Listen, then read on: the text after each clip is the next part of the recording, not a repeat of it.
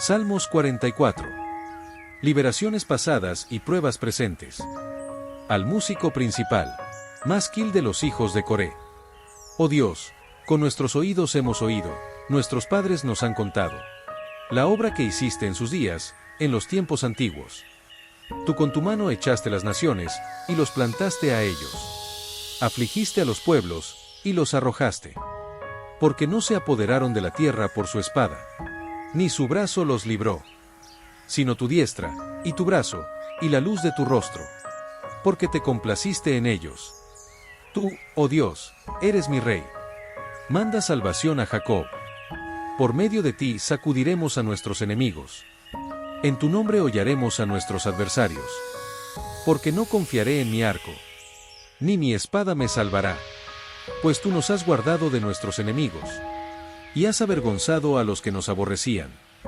En Dios nos gloriaremos todo el tiempo, y para siempre alabaremos tu nombre. Selah. Pero nos has desechado, y nos has hecho avergonzar. Y no sales con nuestros ejércitos. Nos hiciste retroceder delante del enemigo, y nos saquean para sí los que nos aborrecen.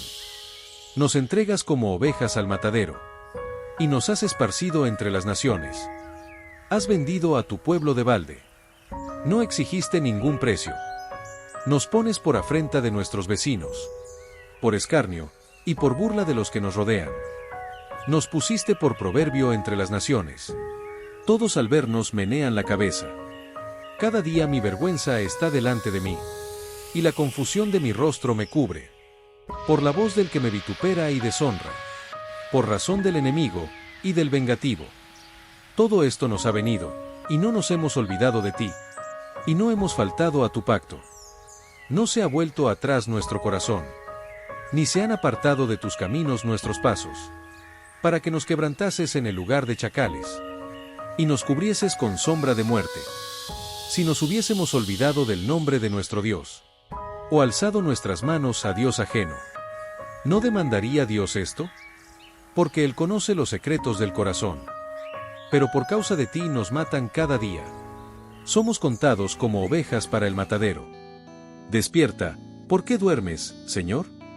Despierta, no te alejes para siempre. ¿Por qué escondes tu rostro? ¿Y te olvidas de nuestra aflicción, y de la opresión nuestra? Porque nuestra alma está agobiada hasta el polvo, y nuestro cuerpo está postrado hasta la tierra. Levántate para ayudarnos, y redímenos por causa de tu misericordia. El Salmo 44 es un clamor colectivo de Israel que mezcla gratitud por las obras pasadas de Dios con una súplica intensa en medio de sufrimiento presente. Este salmo puede entenderse como un eco profético de la pasión de Cristo y de la misión de la Iglesia, que también enfrenta tribulaciones. A lo largo de este salmo, descubrimos una enseñanza profunda sobre confiar en Dios, incluso los momentos de aparente abandono, y cómo esto puede aplicarse a la vida de los creyentes en su caminar diario. Explicación verso por verso. Verso 1. Oh Dios, con nuestros oídos hemos oído, nuestros padres nos han contado la obra que hiciste en sus días, en los tiempos antiguos. Este verso es un reconocimiento al testimonio transmitido de generación en generación sobre las obras de Dios. En el contexto de Jesús, podemos entenderlo como el cumplimiento de las promesas que los padres de Israel habían transmitido a sus descendientes acerca del Mesías. Jesús no solo fue el heredero de estas historias, sino también la manifestación viva de las obras de Dios. Cuando Jesús hablaba a las multitudes, hacía constantes referencias a las Escrituras y a las historias de los patriarcas, mostrando que las obras poderosas de Dios en el pasado eran sombras y figuras de lo que Él estaba haciendo en el presente. Por ejemplo, cuando multiplicó los panes y los peces, evocó la provisión de maná en el desierto. Escrito está en Juan 6:32. Él era la prueba tangible de que Dios no solo había obrado en el pasado, sino que estaba obrando en el presente para traer redención definitiva a la humanidad. Además, Jesús fue la respuesta a la fe que los padres habían tenido en las obras de Dios. Abraham, Isaac, Jacob, Moisés y los profetas no solo contaron las maravillas de Dios, sino que esperaban con anhelo la llegada del Salvador. En Jesús, ese anhelo se cumplió. Su vida fue la culminación de lo que los padres habían contado y la continuidad de la obra redentora de Dios. En este verso, también podemos ver a Jesús como el Maestro que invita a sus seguidores a recordar las obras de Dios y a transmitirlas. En la última cena, cuando instituyó la Santa Cena, les dijo: «Haced esto en memoria de mí, estableciendo un acto para que las futuras generaciones recuerden su obra de redención. Este verso subraya la importancia de transmitir las maravillas de Dios de generación en generación. La Iglesia debe recordar que somos parte de una historia más grande, y que nuestra fe está edificada sobre el testimonio de los que vinieron antes de nosotros. Es crucial contar cómo Dios ha obrado en nuestras vidas, para que la fe de los creyentes se fortalezca y las generaciones futuras confíen en Él. Jesús es la manifestación más grande de las obras de Dios. La Iglesia debe enseñar que las historias del Antiguo Testamento apuntan hacia Él y que en su vida, muerte y resurrección se cumplen todas las promesas de Dios. Esto ayuda a los creyentes a conectar la Biblia como un todo y a entender el plan redentor de Dios. Así como los padres de Israel contaron las obras de Dios a sus hijos, la Iglesia tiene la responsabilidad de discipular a las nuevas generaciones, asegurándose de que la fe no se pierda. Esto incluye compartir testimonios personales, enseñar la palabra de Dios y modelar una vida de obediencia y confianza en el Señor. Las obras de Dios no se detuvieron en el pasado. La Iglesia debe recordar y proclamar que Dios sigue obrando milagros, sanando, transformando vidas y guiando a su pueblo. Esto inspira confianza y esperanza en los creyentes, especialmente en tiempos de prueba. Al recordar lo que Dios ha hecho, el corazón de la Iglesia debe llenarse de gratitud y alabanza. Esto no solo honra a Dios, sino que también fortalece nuestra fe al enfocarnos en su fidelidad. Imagina a Jesús, sentado con sus discípulos, recordándoles cómo Dios partió el Mar Rojo, cómo envió maná del cielo y derribó los muros de Jericó. Pero luego les dice algo que cambia todo: esos milagros apuntaban a mí. Yo soy el pan de vida. Yo soy el camino por el que pasan al Padre. Yo soy la victoria que derrumba los muros de pecado y muerte. Este momento conecta las maravillas del pasado con la obra presente de Jesús y da a sus discípulos la tarea de transmitirlo. Hoy, la Iglesia está llamada a ser como esos discípulos, narrando no solo las obras de Dios en la antigüedad, sino también lo que Él ha hecho a través de Cristo y sigue haciendo en nuestras vidas. Al contar estas historias, perpetuamos la fe, encendemos la esperanza, y mostramos al mundo que Dios es el mismo ayer, hoy y por los siglos. Verso 2. Tú con tu mano echaste las naciones, y los plantaste a ellos, afligiste a los pueblos, y los arrojaste. Este verso describe el poder soberano de Dios al establecer a Israel en la tierra prometida. Con su mano poderosa, Dios removió a las naciones paganas para plantar a su pueblo como una vid escogida, tal como lo expresa en el Salmo 88. Hiciste venir una vid de Egipto, echaste las naciones, y la plantaste. Este acto no solo simboliza el establecimiento del pueblo de Dios en un espacio físico, sino que prefigura la obra redentora del Mesías, quien habría de plantar una nueva nación espiritual, la Iglesia. Jesús vino al mundo para desarraigar las obras del pecado, del mal y de las potestades espirituales que habían dominado a la humanidad desde la caída. En su ministerio, vemos cómo confronta directamente estas fuerzas. En Lucas 11:20, Jesús declara: pero si por el dedo de Dios echo fuera los demonios, ciertamente el reino de Dios ha llegado a vosotros. Este acto de echar fuera no es solo físico, sino también espiritual, estableciendo el reinado de Dios en los corazones de los que creen. Cuando Jesús murió en la cruz, venció de manera definitiva al pecado, despojando a las potestades y los principados. Este acto es un paralelo profundo con el verso 2 del Salmo 44. Así como Dios echó a las naciones para plantar a Israel, Jesús venció al pecado y la muerte para plantar un nuevo pueblo en el reino de Dios. Él se convirtió en la vid verdadera, y los que permanecen en él son los pámpanos que llevan fruto. Así como Dios echó a las naciones para establecer a Israel, los creyentes deben recordar que solo por su gracia y poder somos plantados en su reino. La Iglesia debe alabar a Dios por su soberanía y entender que Él tiene la autoridad para derribar lo que se opone a su plan. Jesús enseñó que Él es la vid y nosotros los pámpanos. Esto lo encontramos en Juan 15. La Iglesia debe permanecer conectada a Cristo, dando frutos que glorifiquen a Dios. Esto implica una vida de santidad, servicio y amor, reflejando la naturaleza del reino de Dios. Al igual que Dios estableció a Israel como una nación santa, la Iglesia tiene la misión de proclamar el Evangelio para que más personas sean plantadas en el reino de Dios. Este llamado incluye a ser discípulos y compartir el mensaje de redención en todo lugar. La obra de desarraigar el mal no es nuestra, sino del Señor. La Iglesia debe confiar en que, a través de Cristo, ya tenemos la victoria sobre las fuerzas espirituales de maldad. Por tanto, orar y caminar en fe son armas esenciales en esta batalla.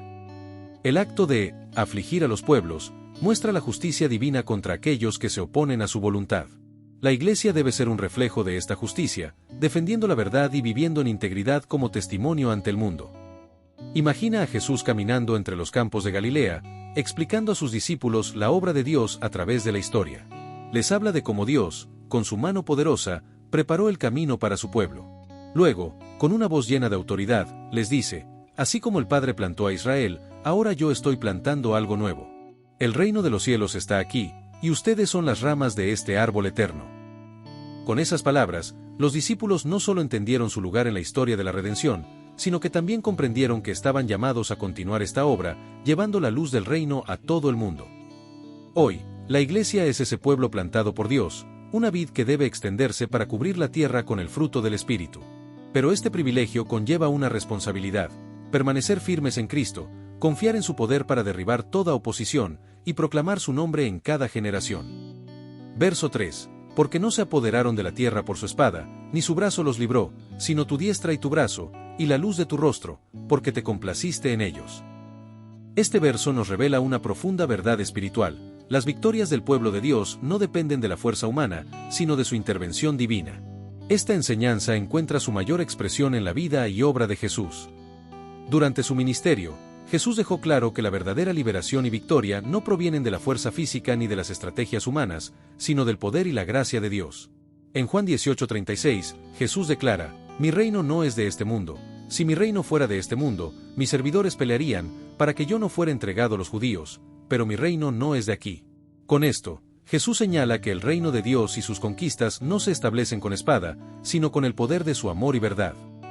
En el Calvario, esta verdad alcanzó su máxima expresión.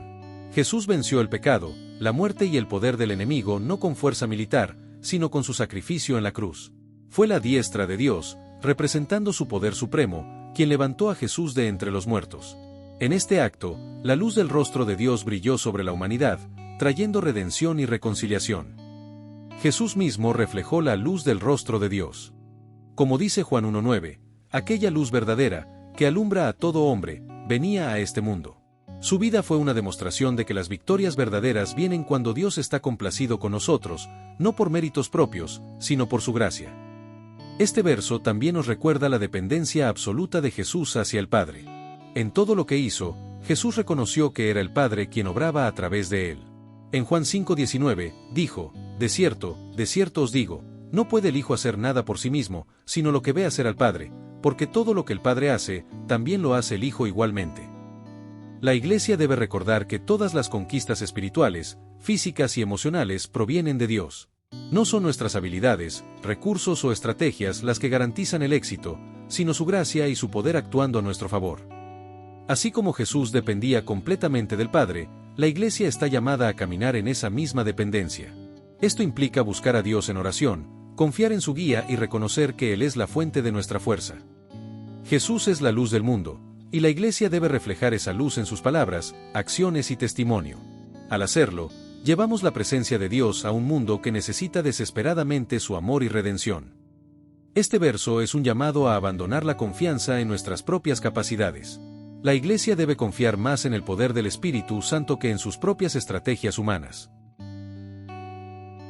La frase, porque te complaciste en ellos, subraya que Dios eligió a su pueblo por gracia, no por méritos. La Iglesia debe vivir con gratitud, sabiendo que somos parte de su plan no porque lo merezcamos, sino porque Él nos amó primero. Imagina a Jesús en el huerto de Getsemaní, enfrentando la prueba más difícil de su vida. Mientras ora, reconoce que su fuerza no está en sí mismo, sino en la voluntad del Padre. Su oración: Padre mío, si es posible, pase de mí esta copa, pero no sea como yo quiero, sino como tú, es un reflejo perfecto del mensaje del Salmo 44:3. Jesús sabía que la victoria sobre el pecado y la muerte no vendría de su espada, sino del poder del Padre obrando a través de su obediencia. De igual forma, la Iglesia debe caminar con esa misma actitud. Nuestras luchas no se ganan con fuerza humana, sino con la diestra de Dios, que nos levanta, nos guía y nos da victoria. En cada batalla espiritual, cada desafío y cada momento de oscuridad, la luz del rostro de Dios brilla sobre nosotros, recordándonos que somos más que vencedores en Cristo. Verso 4. Tú eres mi Rey, oh Dios, manda salvación a Jacob. Este verso refleja una declaración de soberanía y confianza absoluta en Dios como el Rey Supremo, el único que puede traer salvación. Este verso se conecta profundamente con la misión terrenal y celestial del Rey de Reyes y Señor de Señores. Jesús, como el Mesías prometido, es el cumplimiento de esta proclamación. En su ministerio, declaró que el reino de Dios había llegado. Sin embargo, Jesús no solo predicó acerca del reino, él encarnó al Rey Celestial. Su vida y obra reflejaron que su autoridad no era terrenal, sino divina. Como dice Filipenses 2:9, Dios también le exaltó hasta lo sumo, y le dio un nombre que es sobre todo nombre, para que en el nombre de Jesús se doble toda rodilla. En este verso, el clamor «Tú eres mi Rey» resuena en Jesús mismo durante su agonía en el huerto de Getsemaní y en su declaración ante Pilato. En Juan 18:37, Jesús afirmó: «Mi reino no es de este mundo. Para esto he venido al mundo, para dar testimonio de la verdad». Aquí, Jesús deja claro que su reinado no se establece con fuerza militar o política, sino con la verdad, el amor y la redención. La frase, «manda salvación a Jacob», encuentra su cumplimiento en Jesús como el Salvador del pueblo de Dios. En su sacrificio a la cruz, Jesús no solo trajo salvación a Israel, o Jacob, sino que extendió esa gracia a toda la humanidad. Él cumplió el anhelo de generaciones que clamaban por un rey que trajera libertad verdadera, una salvación que no se limita a lo temporal, sino que trasciende hacia la eternidad.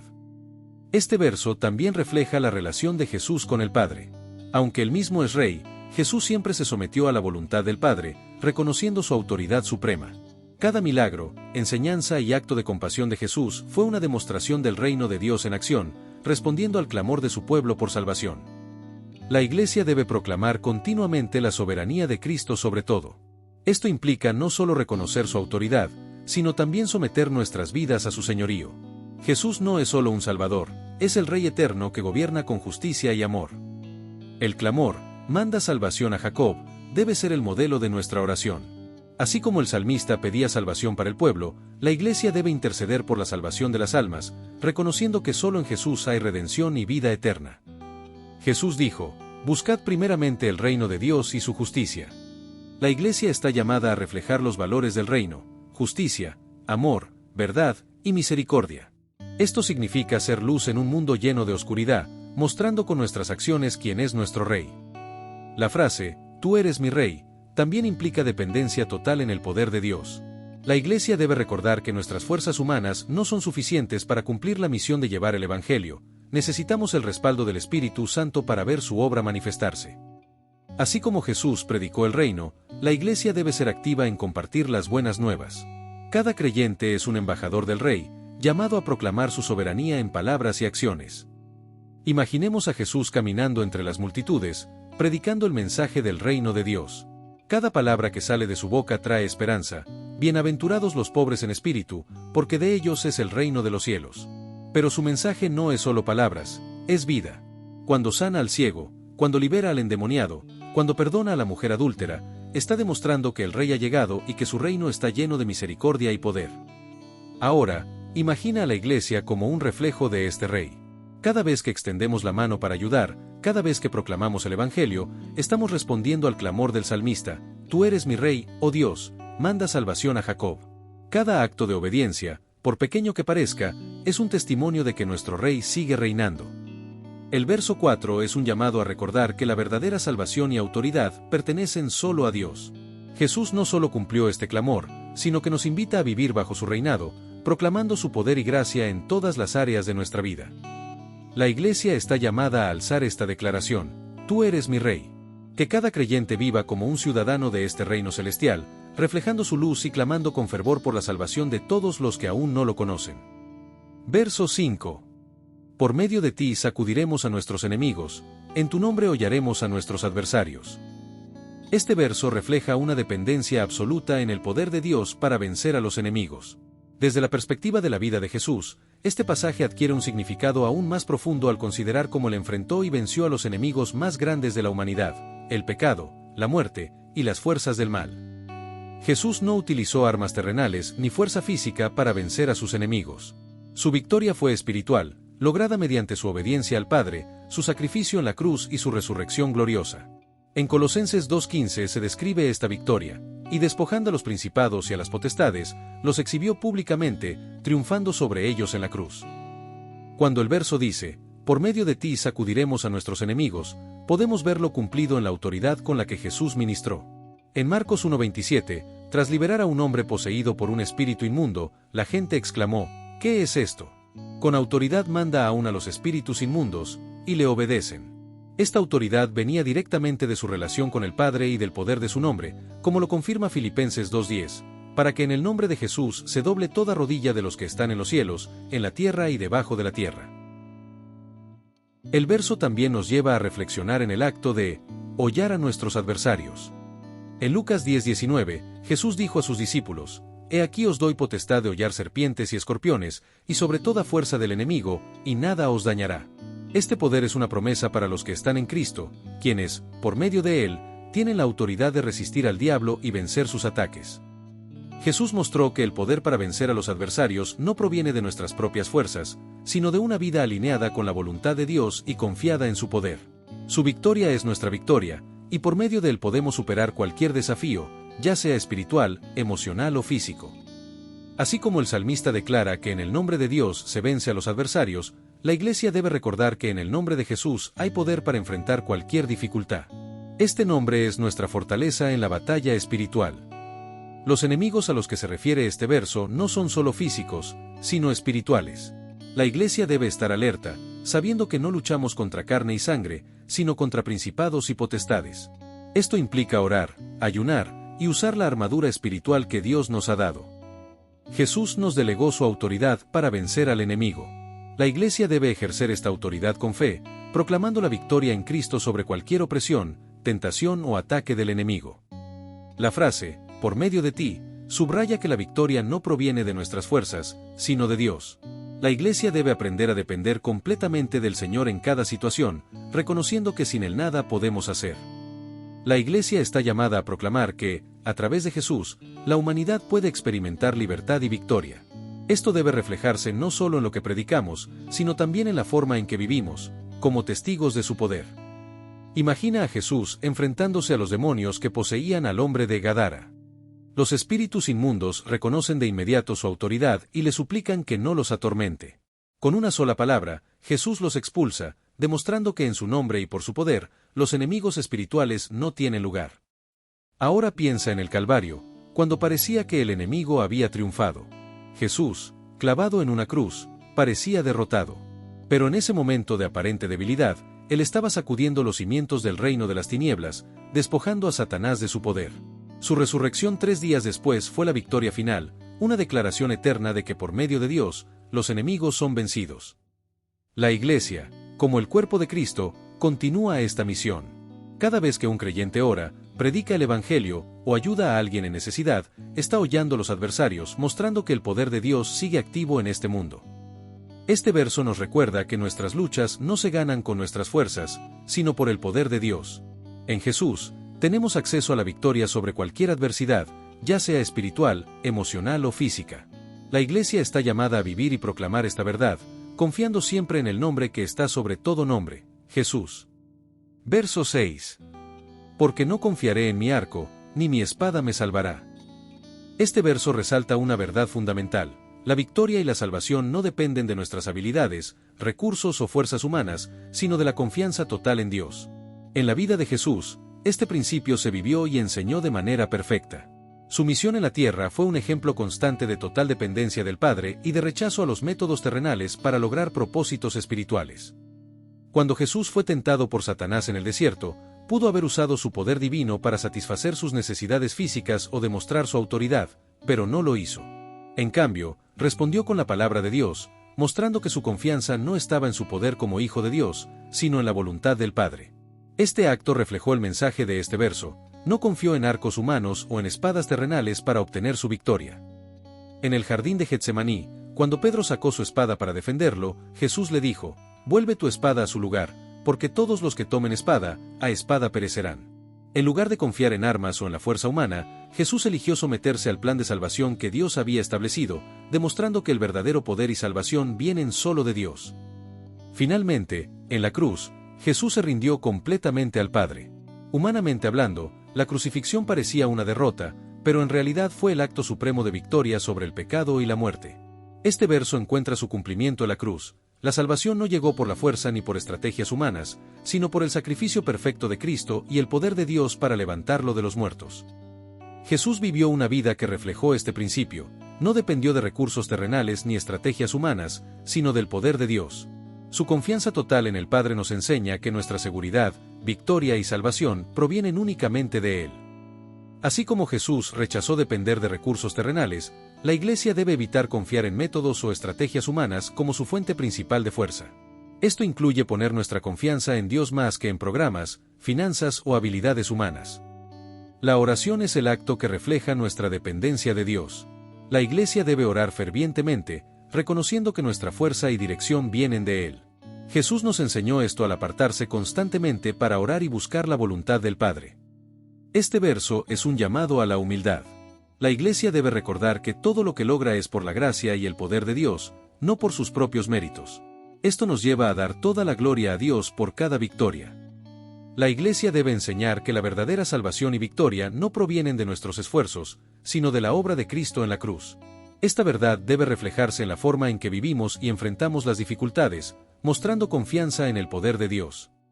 Cuando enfrentamos adversidades, podemos caer en la tentación de depender de nuestras propias fuerzas.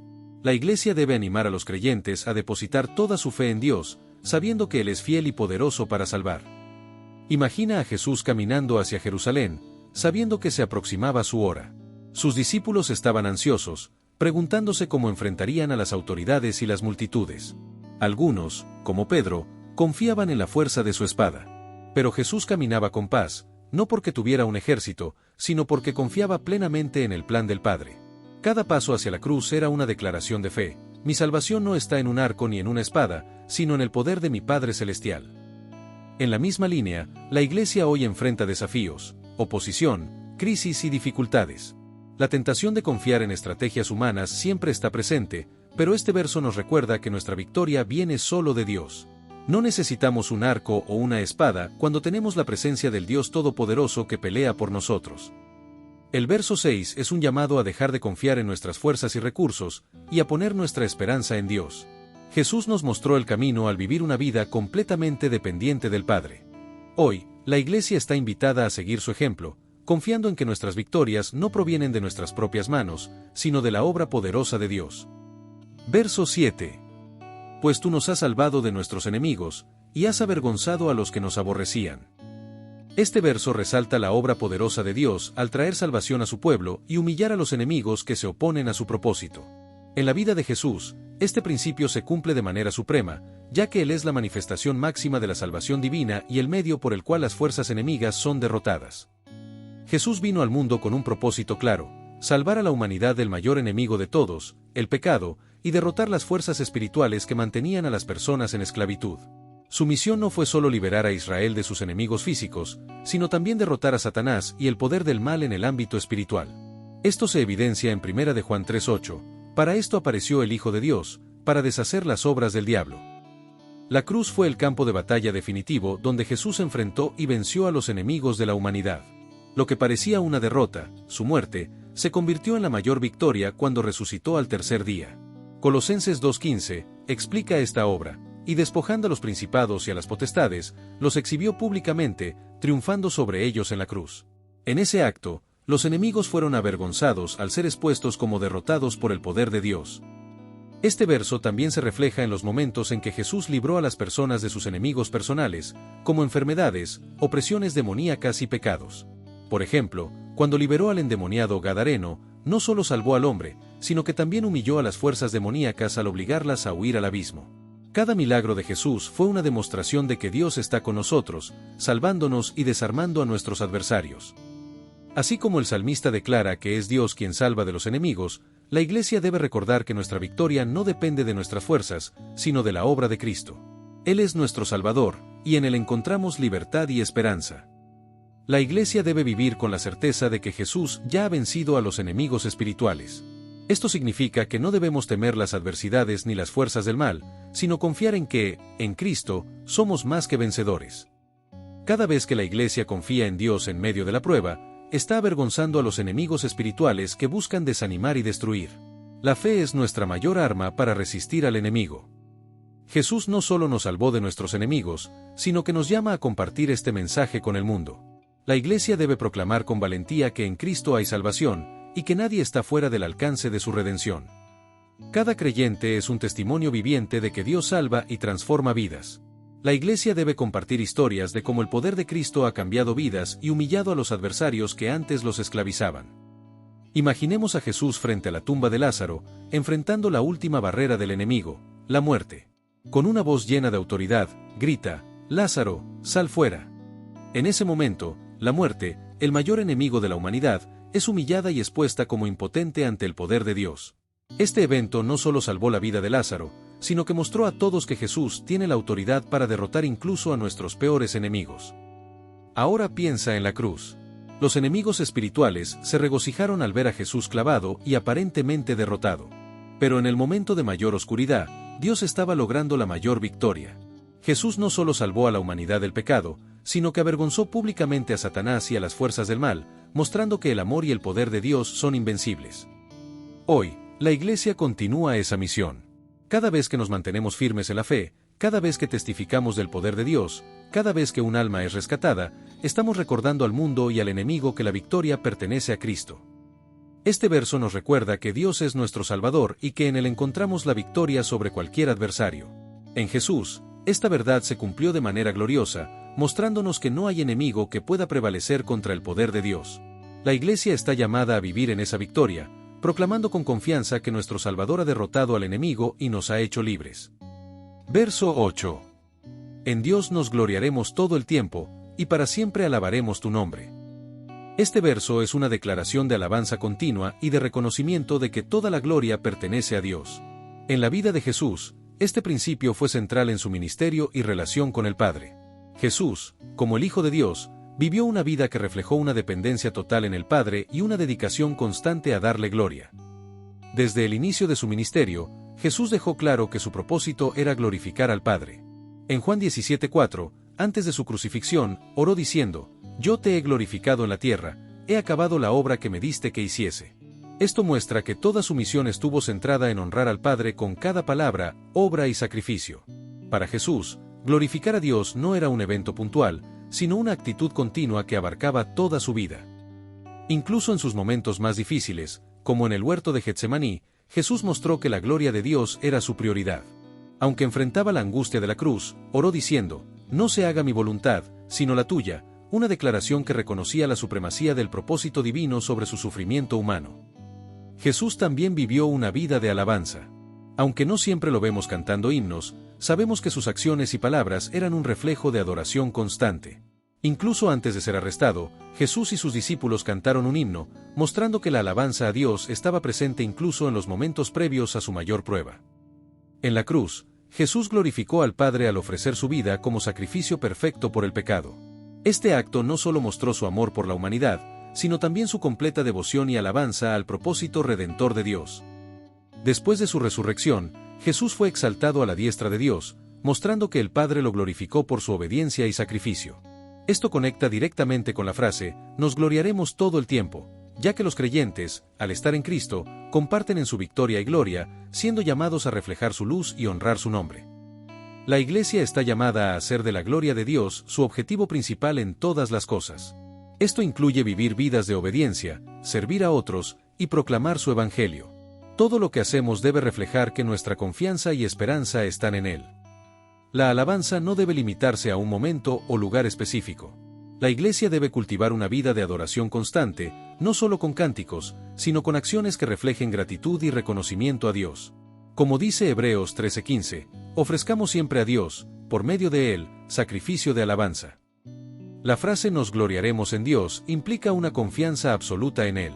La Iglesia debe enseñar y modelar una fe que no dependa de las circunstancias, sino de la fidelidad y el poder de Dios. Así como Jesús glorificó al Padre con su victoria sobre la muerte, la Iglesia debe proclamar y celebrar esa victoria en todo momento. Cada creyente debe vivir como un testigo de la obra redentora de Cristo. Al alabar su nombre para siempre, la Iglesia está llamada a ser embajadora de Cristo en la tierra. Esto significa no solo proclamar su nombre, sino también vivir de una manera que honre y exalte su carácter. Imagina a Jesús enseñando a las multitudes en la montaña. Sus palabras están llenas de sabiduría, amor y verdad, y cada enseñanza refleja su propósito de glorificar al Padre. Mientras habla, las personas sienten una conexión con Dios como nunca antes.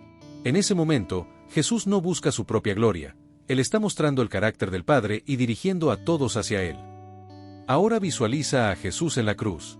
A pesar del sufrimiento, su sacrificio no es un acto de derrota, sino el mayor acto de alabanza y glorificación a Dios. En ese instante, está proclamando con su vida que toda la gloria pertenece al Padre y que su nombre será exaltado por siempre. Finalmente, piensa en la Iglesia como el cuerpo de Cristo, continuando esta misión.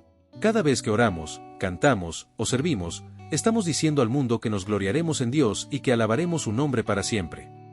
El verso 8 es una declaración poderosa de que nuestra vida debe centrarse en glorificar y alabar a Dios en todo tiempo. Jesús vivió esto perfectamente, mostrando que la verdadera grandeza y propósito se encuentran al exaltar al Padre. La Iglesia está llamada a seguir su ejemplo, viviendo una vida de alabanza constante y confianza absoluta en Dios. Verso 9. Pero nos has desechado y nos has hecho avergonzar, y no sales con nuestros ejércitos. Este verso expresa el dolor y la confusión del pueblo de Dios al sentir que Él los ha abandonado en la batalla.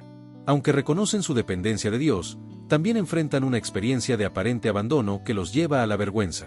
Este sentimiento encuentra una poderosa resonancia en la vida de Jesús, especialmente durante su pasión y muerte en la cruz.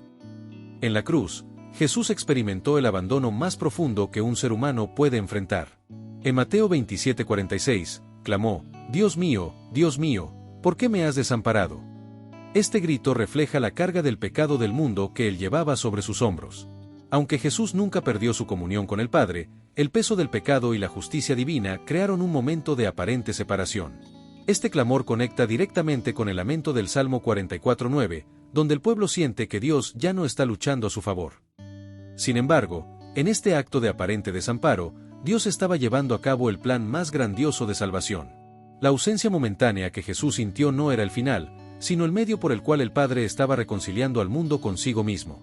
Así, lo que parecía ser derrota y vergüenza se transformó en la victoria más gloriosa. El lamento, no sales con nuestros ejércitos, también tiene eco en la misión de Jesús. En su ministerio, Él no lideró ejércitos físicos, pero sí un movimiento espiritual que enfrentó las fuerzas del mal. Como el capitán de nuestra salvación, Jesús lideró una batalla espiritual que culminó en su victoria sobre el pecado y la muerte.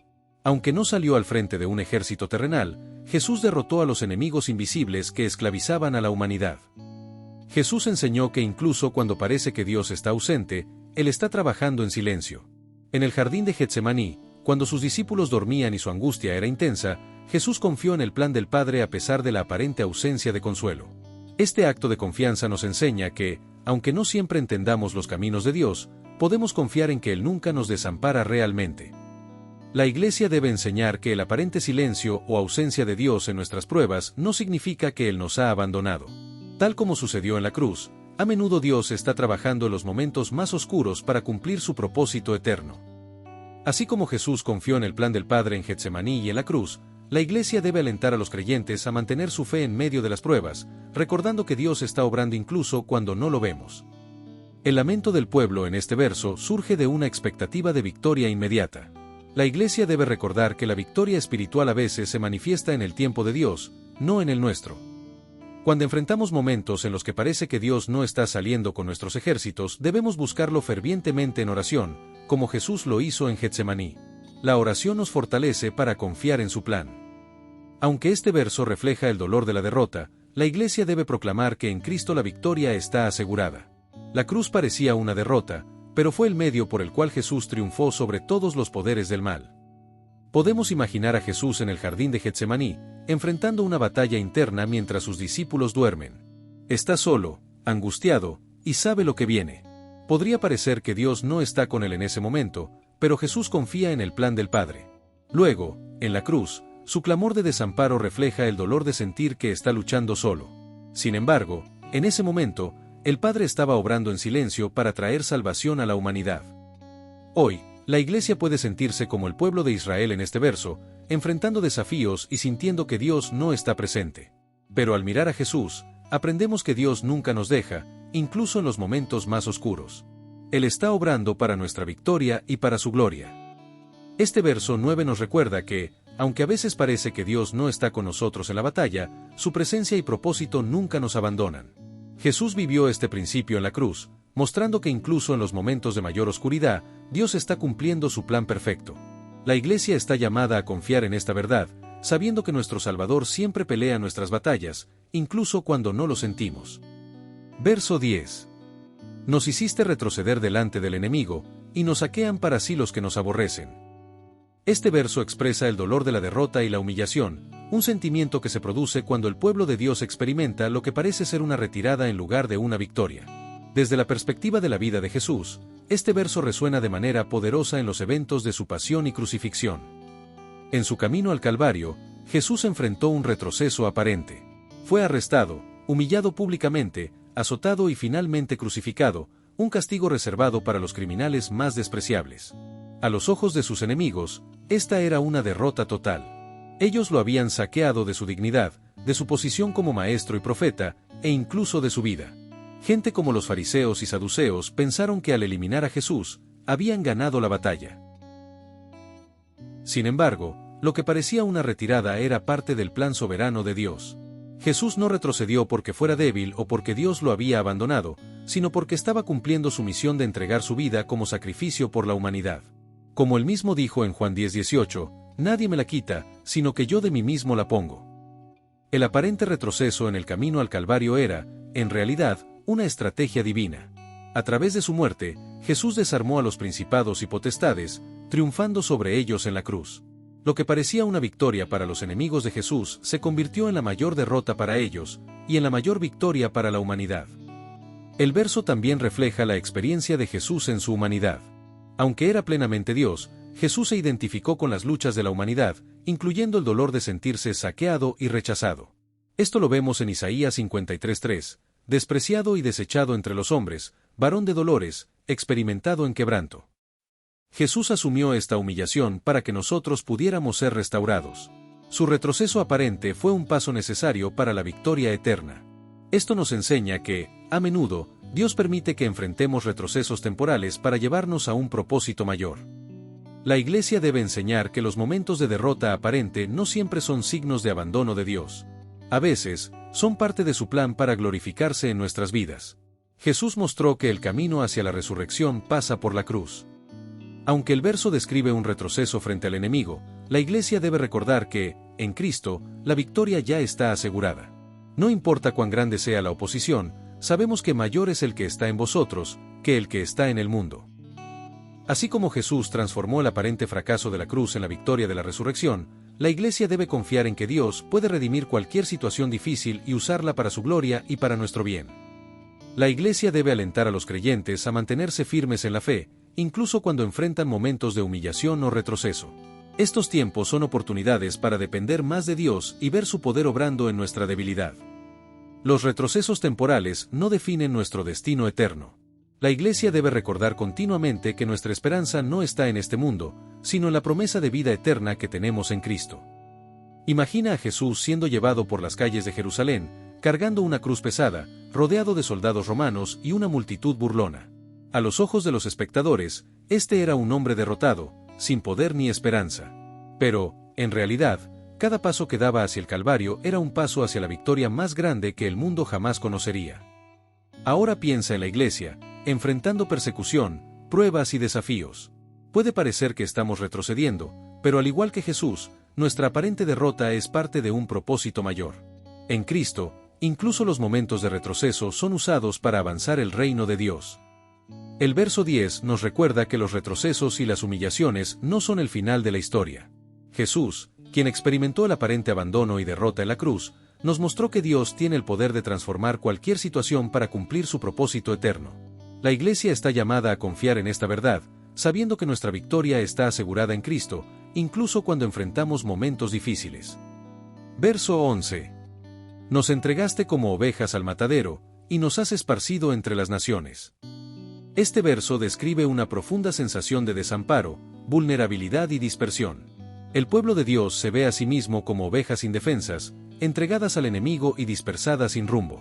Este pasaje adquiere un significado aún más profundo al conectar directamente el sacrificio de Jesús y su misión redentora. En Isaías 53:7, encontramos una profecía que refleja esta imagen. Angustiado él, y afligido, no abrió su boca, Como cordero fue llevado al matadero, y como oveja delante de sus trasquiladores enmudeció, y no abrió su boca. Este verso encuentra su cumplimiento perfecto en Jesús, quien voluntariamente se entregó como un cordero al sacrificio para la redención de la humanidad. Jesús asumió esta identidad de oveja sacrificada para reconciliar a la humanidad con Dios. En su pasión y crucifixión, fue tratado como alguien desechable, despreciado y aparentemente abandonado. Los que lo observaban desde fuera veían a un hombre entregado a sus enemigos, pero en realidad, este acto era el plan soberano de Dios para salvar al mundo. La frase, "nos has esparcido entre las naciones", también encuentra eco en los eventos que siguieron a la muerte de Jesús. Después de su arresto, sus discípulos se dispersaron, temerosos y confundidos. Así lo leemos en Mateo 26:31, citando a Zacarías 13:7, "Heriré al pastor, y las ovejas del rebaño serán dispersadas". En ese momento, parecía que el ministerio de Jesús había terminado en fracaso y que sus seguidores estaban abandonados. Sin embargo, esta dispersión no fue el final, sino el comienzo de una misión global. Tras su resurrección, Jesús reunió nuevamente a sus discípulos y les dio el mandato de llevar el Evangelio a todas las naciones. Lo que comenzó como una dispersión se transformó en una estrategia divina para que el mensaje del reino de Dios alcanzara los confines de la tierra. Aunque este verso describe una entrega a la muerte y una dispersión, también señala a Jesús como el buen pastor que da su vida por las ovejas. A través de su sacrificio, Jesús no solo se identificó con la vulnerabilidad de su pueblo, sino que también se convirtió en su protector y guía. Su muerte y resurrección reunieron a las ovejas dispersas, uniendo a judíos y gentiles en un solo rebaño bajo su cuidado. La Iglesia debe reflexionar constantemente sobre el sacrificio de Cristo, el Cordero que fue llevado al matadero para salvarnos. Esto nos lleva a vivir con gratitud y a proclamar su obra redentora al mundo. Aunque la dispersión puede parecer un signo de derrota, en la historia de la Iglesia ha sido una herramienta de Dios para expandir su reino. La Iglesia debe confiar en que Dios usa incluso los momentos de aparente desorden para cumplir su propósito. La misión de la Iglesia es reunir a las personas bajo el cuidado de Cristo. Esto implica predicar el Evangelio, discipular a los creyentes y trabajar por la unidad entre los hermanos. La imagen de las ovejas entregadas al matadero nos recuerda la fragilidad de la vida, pero también la fidelidad de Dios. La Iglesia debe ser un testimonio de esperanza, recordando a los creyentes que, aunque enfrentemos pruebas, estamos bajo el cuidado del buen pastor. Así como los discípulos fueron dispersados para llevar el mensaje del Evangelio, la Iglesia debe adoptar una perspectiva misionera, viendo cada oportunidad como una puerta para compartir a Cristo, incluso en medio de desafíos. Es un tanto trágico imaginar a Jesús siendo arrestado en el jardín de Getsemaní, rodeado de soldados armados. Sus discípulos, asustados, huyen, dejando a su maestro solo. Mientras lo llevan al juicio, parece que está siendo tratado como una oveja destinada al matadero, sin poder ni esperanza. Pero Jesús no está derrotado. Cada paso hacia el Calvario está lleno de propósito. Su entrega no es una derrota, sino el cumplimiento del plan de redención de Dios. Ahora, imagina a la Iglesia enfrentando persecuciones, dispersiones y desafíos. Puede parecer que estamos siendo vencidos, pero al igual que en la vida de Jesús, Dios está obrando en silencio, usando incluso las pruebas para cumplir su propósito. Cada creyente dispersado, cada iglesia perseguida, lleva la semilla del Evangelio a lugares donde el reino de Dios puede florecer. Este verso nos recuerda que, aunque enfrentemos vulnerabilidad, dispersión e incluso persecución, Dios nunca pierde el control. En Jesús, vemos que lo que parece ser una derrota es, en realidad, el camino hacia la victoria. La Iglesia está llamada a vivir con esta esperanza, confiando en que el buen pastor está con nosotros, guiándonos incluso en los momentos más oscuros. Verso 12.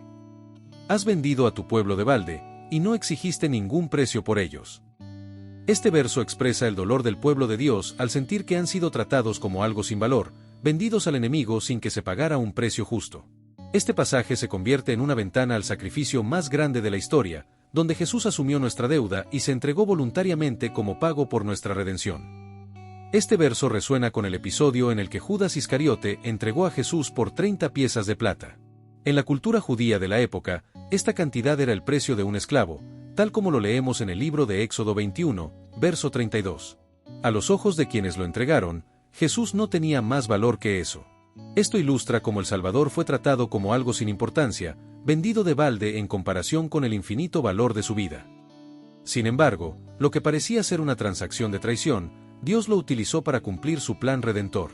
Jesús fue entregado no porque su vida careciera de valor, sino porque Él mismo decidió dar su vida como rescate por muchos. Lo que los hombres trataron como una venta barata, Dios lo convirtió en la mayor demostración de amor y redención. Aunque el verso dice, no exigiste ningún precio por ellos, en Jesús vemos que el precio de nuestra redención fue pagado completamente por Dios. Primera de Pedro 1:18 y 19, dice, fuisteis rescatados no con cosas corruptibles, como oro o plata, sino con la sangre preciosa de Cristo, como de un cordero sin mancha y sin contaminación. Jesús no fue vendido de balde en el sentido espiritual. Su sacrificio tuvo un costo infinito, su propia vida. En la cruz, Él pagó por nuestros pecados y nos reconcilió con el Padre, mostrando que, aunque el mundo lo trató como algo sin valor, para Dios, nuestra redención era preciosa. Este verso también refleja el abandono y la humillación que Jesús experimentó. En la cruz, clamó, Dios mío, ¿por qué me has desamparado? Aunque cumplía el plan de Dios, Jesús cargó con el dolor de ser tratado como si no tuviera valor, para que nosotros pudiéramos ser restaurados y reconciliados. La Iglesia debe reflexionar continuamente sobre el precio que Jesús pagó para redimirnos. Aunque a los ojos del mundo fue entregado como algo sin valor, su sacrificio tiene un valor eterno. Esto debe llevarnos a vivir con gratitud y reverencia. Si Jesús dio su vida por nosotros, cada persona tiene un valor incalculable para Dios. La Iglesia debe tratar a cada creyente y a cada alma perdida con dignidad, amor y compasión, reflejando el amor de Cristo. Aunque el costo de nuestra redención fue infinito, es ofrecida gratuitamente a todos los que creen. La Iglesia debe proclamar con valentía que en Jesús hay perdón, restauración y vida eterna, disponibles para todos sin distinción. El pueblo en este verso se sentía abandonado y sin valor. La Iglesia debe recordar que, aunque enfrentemos momentos de prueba, Dios nunca nos abandona. Él ya ha demostrado su amor al entregar a su Hijo por nosotros. El precio pagado por nuestra redención fue la sangre de Cristo. Esto debe inspirarnos a vivir vidas santas y agradecidas, reflejando el amor y la justicia de Dios en todo lo que hacemos. Imaginemos a Jesús siendo arrestado en Getsemaní, traicionado por Judas con un beso. A los ojos de quienes lo entregaron, no era más que un profeta más, alguien que podía ser eliminado fácilmente. Mientras lo llevaban al juicio, la multitud probablemente pensaba que su vida no tenía valor. Pero Jesús, sabiendo el plan del Padre, caminaba hacia el Calvario con un propósito, dar su vida como el rescate perfecto. Hoy también la Iglesia enfrenta tiempos de prueba y sintiendo que el mundo la desprecia, tratándola como algo sin valor. Pero al mirar a Jesús, recordamos que el precio de nuestra redención ya fue pagado, y que, a los ojos de Dios, somos infinitamente valiosos. Cada creyente, cada acto de fe, y cada momento de obediencia reflejan que Dios nos ha redimido con amor eterno. El verso 12 nos muestra que, aunque el mundo pueda tratarnos como algo sin valor, en Jesús encontramos nuestro verdadero precio, su vida entregada en la cruz. La Iglesia está llamada a vivir con esta esperanza, recordando que, aunque enfrentemos humillación o pruebas, el sacrificio de Cristo nos asegura nuestra redención y nuestro valor eterno. Verso 13. Nos pones por afrenta de nuestros vecinos, por escarnio y burla de los que nos rodean. Este verso refleja el dolor de ser humillado públicamente y objeto de burla por parte de otros. Es una experiencia de vergüenza y rechazo colectivo que resuena profundamente en la vida de Jesús durante su pasión y crucifixión. Él, el Hijo de Dios, soportó el más profundo escarnio y humillación para cumplir el propósito redentor de Dios.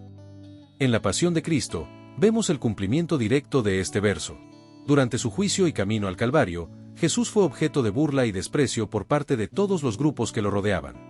Los soldados romanos se mofaron de él, le colocaron una corona de espinas y lo vistieron con un manto púrpura, burlándose de su título de Rey de los Judíos.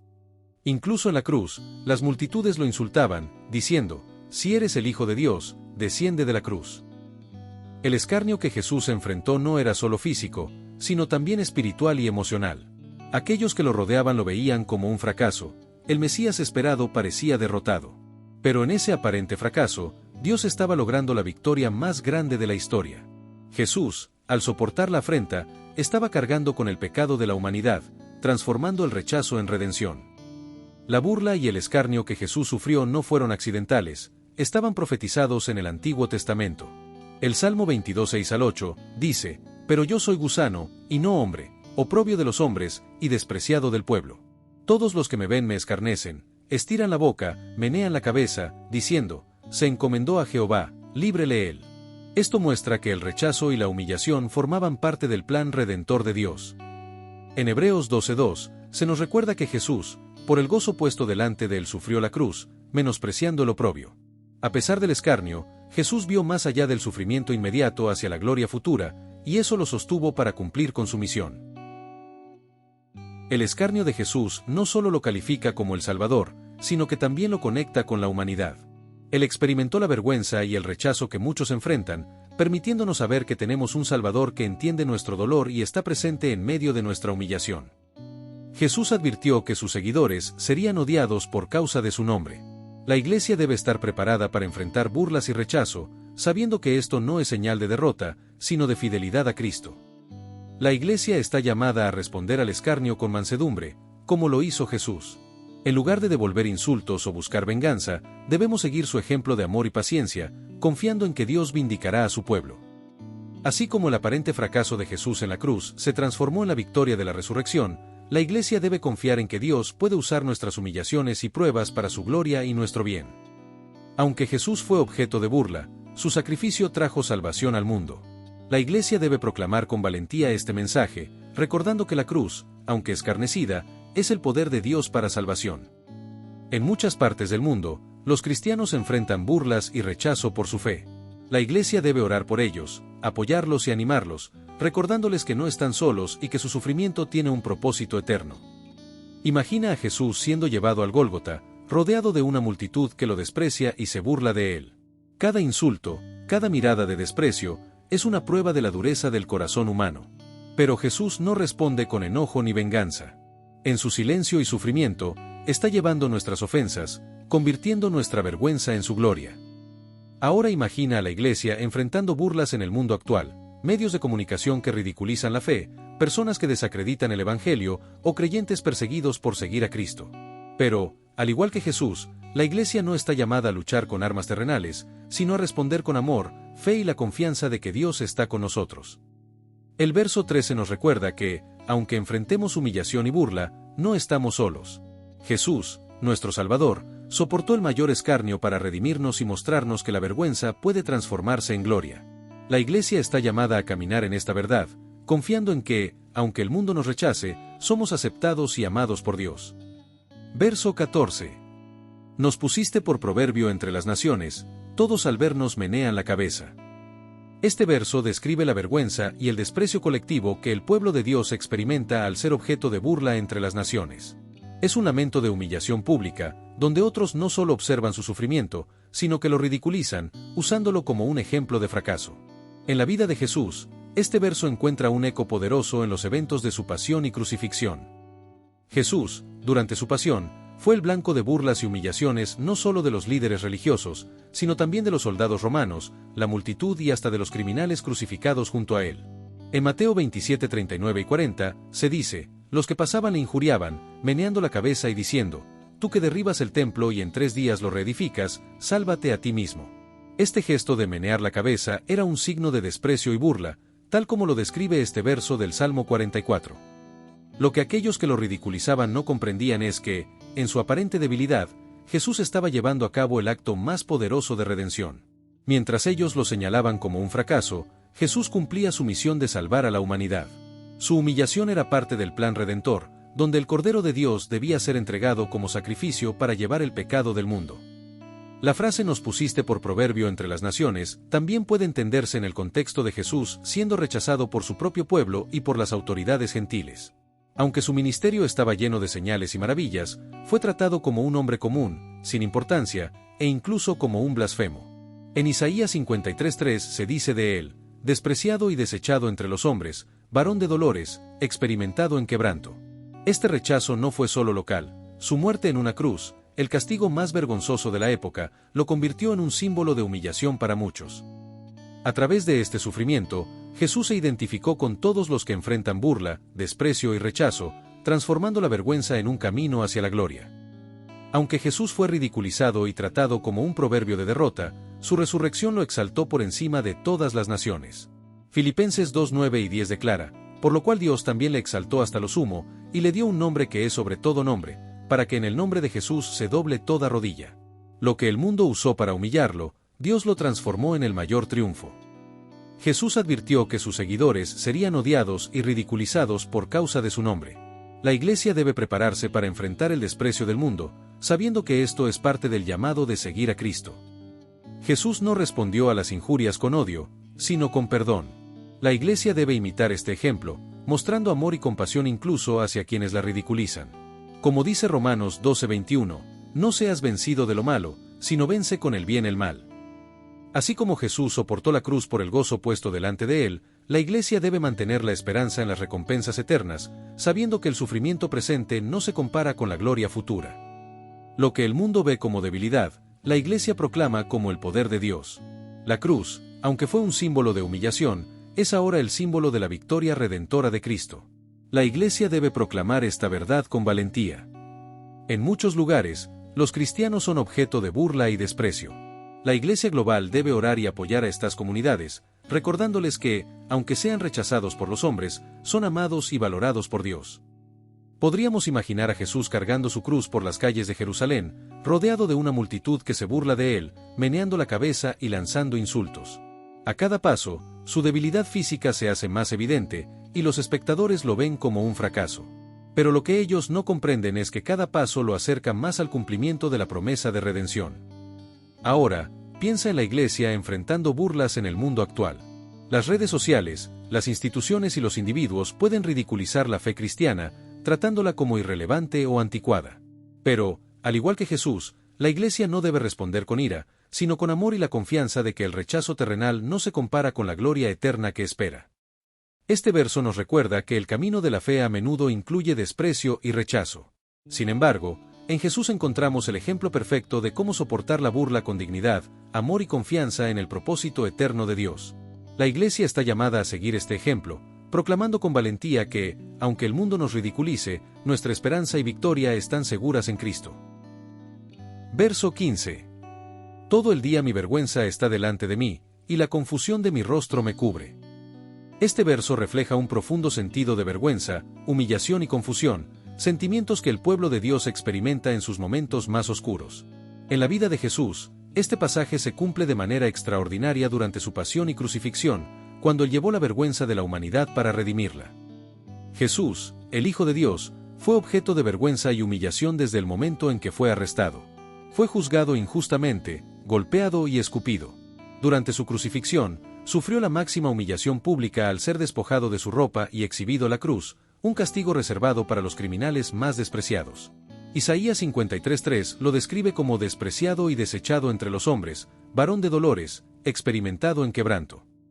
A pesar de ser inocente, Jesús soportó la vergüenza y el escarnio de los hombres porque estaba llevando sobre sí el pecado de toda la humanidad.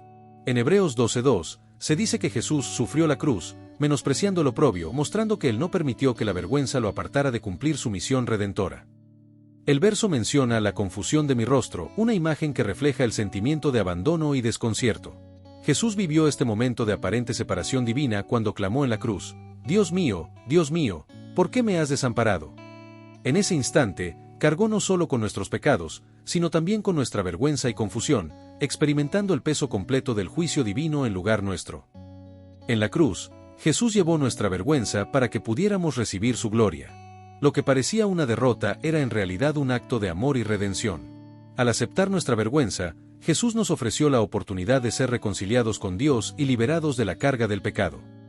La Iglesia debe recordar y proclamar que Jesús asumió nuestra vergüenza en la cruz. Esto significa que, aunque podamos sentirnos indignos o avergonzados por nuestros errores, en Cristo somos redimidos y hechos nuevos. Como seguidores de Jesús, podemos enfrentar momentos de vergüenza o humillación en el mundo. La Iglesia debe alentar a los creyentes a responder con fe, recordando que Jesús mismo enfrentó el oprobio por nosotros. Así como la cruz, símbolo de vergüenza, se convirtió en el emblema de la victoria, la Iglesia debe proclamar que Dios puede redimir cualquier situación difícil para su gloria y nuestro bien. La Iglesia debe ser un refugio para aquellos que llevan el peso de la vergüenza y la confusión. A través de la enseñanza, el discipulado y el amor, debe mostrar que en Cristo hay perdón, restauración y un nuevo comienzo. Al recordar que Jesús llevó nuestra vergüenza, la Iglesia debe vivir con gratitud, esperanza y un compromiso renovado de compartir este mensaje de redención con el mundo. Imagínate a Jesús cargando su cruz hacia el Calvario.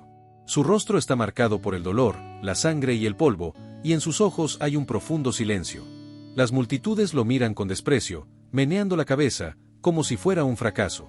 Pero Jesús no retrocede. En cada paso, lleva no solo el peso físico de la cruz, sino también la vergüenza y la humillación de toda la humanidad. Él sabe que su sacrificio será la respuesta para aquellos que, como el salmista, siente la vergüenza y la confusión de su rostro cubriéndolos. Ahora, imagina a la Iglesia, enfrentando rechazo o burla en un mundo que a menudo no comprende el mensaje del Evangelio. Al mirar a Jesús, la Iglesia encuentra fuerzas para seguir adelante, sabiendo que su victoria está asegurada y que, a pesar de la vergüenza temporal, la gloria eterna en Cristo es inmutable. El verso 15 nos lleva a reflexionar sobre el profundo amor de Jesús, quien llevó nuestra vergüenza para darnos libertad y esperanza. La Iglesia, al seguir su ejemplo, está llamada a enfrentar las dificultades con fe, a proclamar la redención en Cristo y a ser un lugar donde las personas encuentren restauración y gracia. Aunque la vergüenza pueda cubrirnos temporalmente, en Jesús encontramos el rostro de la gloria eterna. Verso 16. Por la voz del que me vitupera y deshonra, por razón del enemigo y del vengativo. Este verso describe el peso de la burla y el reproche infligido por enemigos llenos de odio y venganza.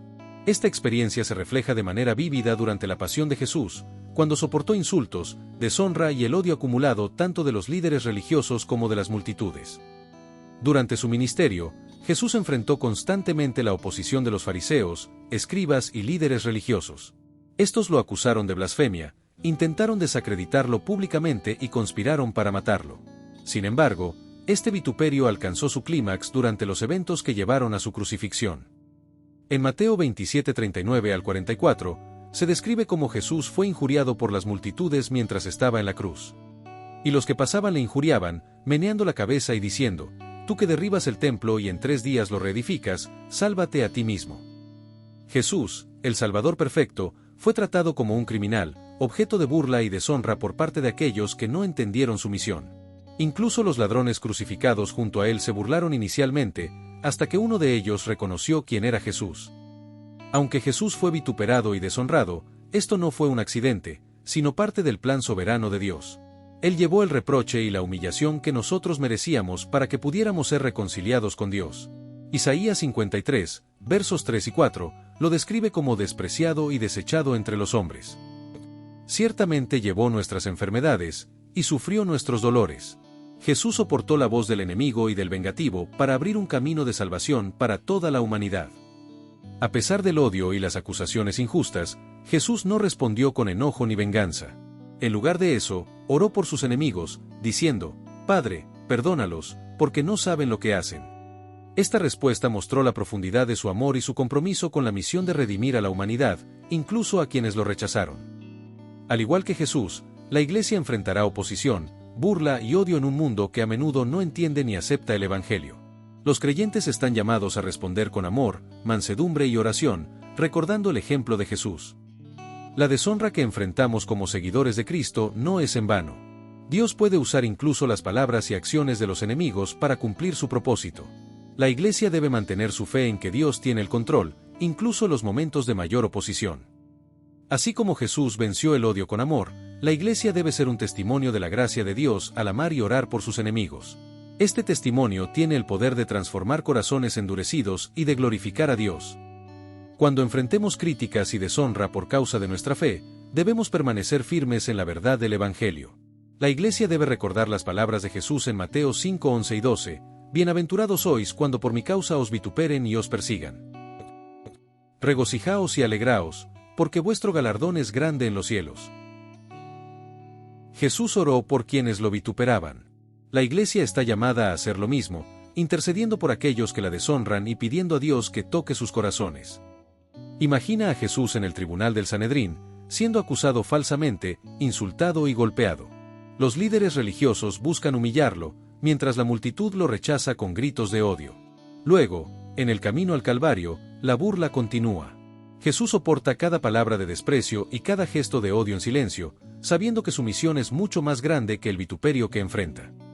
Ahora imagina a la Iglesia enfrentando las voces de rechazo en el mundo actual, acusaciones de irrelevancia, burlas por defender la verdad del Evangelio, o persecución en lugares donde la fe cristiana es vista como una amenaza. Al igual que Jesús, la Iglesia debe caminar con confianza, sabiendo que Dios usa incluso el vituperio y la deshonra para cumplir su propósito eterno. Este verso nos recuerda que las voces de vituperio y deshonra pueden ser difíciles de soportar, pero en Jesús tenemos un ejemplo perfecto de cómo enfrentar estas pruebas con gracia, amor y confianza en el plan de Dios. La Iglesia está llamada a seguir su ejemplo, proclamando la verdad del Evangelio con valentía y mostrando al mundo el poder transformador del amor de Cristo. Verso 17. Todo esto nos ha venido, y no nos hemos olvidado de ti, y no hemos faltado a tu pacto. Este verso refleja una fidelidad inquebrantable a Dios incluso en medio del sufrimiento y la aparente ausencia de respuestas. En la vida de Jesús, este pasaje se cumple de manera suprema, ya que él vivió una obediencia perfecta y una fidelidad absoluta al Padre, incluso en los momentos de mayor dolor y abandono. Jesús enfrentó el sufrimiento más intenso durante su pasión y muerte, pero nunca se desvió del propósito del Padre. En Getsemaní, cuando la angustia de la cruz era inminente, oró diciendo: Padre mío, si es posible, pase de mí esta copa, pero no sea como yo quiero, sino como tú. Este acto de entrega muestra que, aunque enfrentaba un dolor indescriptible, su fidelidad al pacto con Dios era inquebrantable. Incluso en la cruz, cuando gritó: Dios mío, ¿por qué me has desamparado?, no fue un acto de desesperación, sino una cita del Salmo 22, que comienza con lamento, pero termina en victoria. A pesar de experimentar el abandono aparente, Jesús nunca olvidó a su Padre ni faltó a su pacto de obediencia. Jesús no solo cumplió el pacto de Dios, sino que lo perfeccionó, estableciendo un nuevo pacto a través de su sangre. Este pacto no solo garantiza el perdón de los pecados, sino que también demuestra que la fidelidad de Jesús es nuestra esperanza y ejemplo en medio del sufrimiento. En este verso, el salmista afirma que, a pesar de la adversidad, el pueblo no ha olvidado a Dios ni faltado a su pacto. Sin embargo, la historia de Israel muestra que muchas veces el pueblo falló en su fidelidad. Jesús, como el representante perfecto del pueblo de Dios, cumplió lo que Israel no pudo. Su vida fue una expresión constante de obediencia al pacto divino, asegurando que, a través de él, los que creen pueden ser reconciliados con Dios. Así como Jesús permaneció fiel al Padre incluso en los momentos más oscuros, la Iglesia está llamada a confiar en Dios y mantenerse fiel a su pacto, incluso cuando las circunstancias sean difíciles y no haya respuestas inmediatas. La Iglesia debe proclamar que, aunque somos imperfectos y fallamos, Jesús cumplió el pacto de manera perfecta. En él, tenemos redención, y a través de su gracia, podemos permanecer fieles a Dios. Este verso nos enseña que la fe no depende de las circunstancias, sino de nuestra relación con Dios. La Iglesia debe enseñar a los creyentes a caminar por fe, confiando en el carácter de Dios, incluso cuando las respuestas no son evidentes. Aunque enfrentemos pruebas, podemos confiar en que Dios tiene un propósito eterno para todo lo que permite. La Iglesia debe alentar a los creyentes a descansar en esta verdad y a buscar a Dios en oración en medio de la adversidad. Aunque Jesús cumplió el pacto perfectamente, estamos llamados a vivir vidas de obediencia y gratitud. La Iglesia debe exhortar a los creyentes a comprometerse diariamente con Dios, recordando que su fidelidad hacia nosotros nunca falla. Imagina a Jesús en el huerto de Getsemaní, enfrentando el peso del pecado del mundo y la inminente separación del Padre. En ese momento, podría haber retrocedido, pero en lugar de eso, reafirma su compromiso con el pacto divino: no se haga mi voluntad, sino la tuya. Cada gota de sudor, cada paso hacia el Calvario, fue un acto de fidelidad inquebrantable, incluso cuando enfrentaba el mayor sufrimiento. Ahora imagina a la Iglesia enfrentando momentos de prueba, persecución, dudas, o incluso el aparente silencio de Dios. Al mirar a Jesús, la Iglesia encuentra la fuerza para mantenerse firme, sabiendo que Él fue fiel hasta el final y que, a través de su obra, tenemos la gracia para seguir adelante. El verso 17 nos invita a recordar que, aunque enfrentemos pruebas y sufrimientos, nuestra fidelidad a Dios debe permanecer firme. Jesús es el ejemplo supremo de esta fidelidad, quien, en medio de la mayor adversidad, cumplió el pacto divino para redimirnos. La Iglesia, fortalecida por su ejemplo y sostenida por su gracia, está llamada a vivir con perseverancia y a proclamar la fidelidad de Dios en todo tiempo. Verso 18. No se ha vuelto atrás nuestro corazón, ni se han apartado de tus caminos nuestros pasos. Este verso es una afirmación de fidelidad total a Dios, incluso en medio de sufrimiento y adversidad. Desde la perspectiva de la vida de Jesús, esta declaración encuentra su cumplimiento perfecto, ya que él vivió una vida de obediencia y devoción absoluta al Padre, sin desviarse ni un solo momento del propósito divino. A lo largo de su vida terrenal, Jesús caminó en completa obediencia a la voluntad de Dios. Incluso en los momentos de mayor desafío, su corazón permaneció firme, y sus pasos no se apartaron de los caminos del Padre. En Juan 6:38, Jesús declaró: porque he descendido del cielo, no para hacer mi voluntad, sino la voluntad del que me envió. Esta fidelidad inquebrantable lo llevó hasta la cruz, donde cumplió el plan redentor de Dios. En el jardín de Getsemaní, Jesús enfrentó una prueba extrema. El peso del pecado de la humanidad y la separación que esto implicaba del Padre estaban ante él. En ese momento, oró: no se haga mi voluntad, sino la tuya. Este acto de entrega total demuestra que, aunque enfrentó sufrimiento y rechazo, Jesús no permitió que su corazón se volviera atrás ni que sus pasos se desviaran del propósito de Dios. Jesús se mantuvo enfocado en su misión, incluso cuando fue malentendido por las multitudes, traicionado por uno de sus discípulos y abandonado por los demás.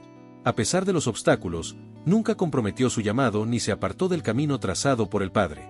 Esto es especialmente evidente en su decisión de ir a Jerusalén, sabiendo que allí enfrentaría la muerte. Su fidelidad no fue meramente pasiva, sino activa. En cada enseñanza, sanidad y confrontación con las autoridades religiosas, Jesús estaba caminando los caminos de Dios, mostrando al mundo el carácter y el amor del Padre. En el contexto del Salmo 44, el pueblo de Israel declara que su corazón no se ha vuelto atrás ni sus pasos se han apartado de los caminos de Dios, pero la historia de Israel muestra que esto no siempre fue cierto. Sin embargo, Jesús, como el verdadero Israel, vivió la fidelidad que el pueblo no pudo alcanzar. Su obediencia perfecta se convierte en la base para nuestra redención y nuestro ejemplo a seguir. La Iglesia está llamada a caminar en los caminos de Dios con un corazón firme, incluso en medio de pruebas y desafíos. Esto implica obedecer sus mandamientos, confiar en su guía y vivir de manera que refleje su carácter. Así como Jesús permaneció fiel al Padre en todo momento, la Iglesia debe buscar seguir su ejemplo. Esto incluye una disposición a decir: no se haga mi voluntad, sino la tuya en nuestras decisiones diarias. Aunque somos débiles y propensos a desviarnos, la gracia de Dios nos capacita para mantenernos en sus caminos. La Iglesia debe enseñar que, al depender del Espíritu Santo, podemos caminar en fidelidad. Jesús nunca perdió de vista su misión. La Iglesia debe animar a los creyentes a vivir con propósito, enfocados en el llamado de proclamar el Evangelio y glorificar a Dios en todas las áreas de la vida. La fidelidad no es un acto único, sino un compromiso continuo. La Iglesia debe exhortar a los creyentes a evaluar diariamente si sus corazones y pasos están alineados con los caminos de Dios. Imagina a Jesús caminando hacia Jerusalén, sabiendo que lo espera la cruz. Cada paso es una afirmación de su fidelidad al Padre.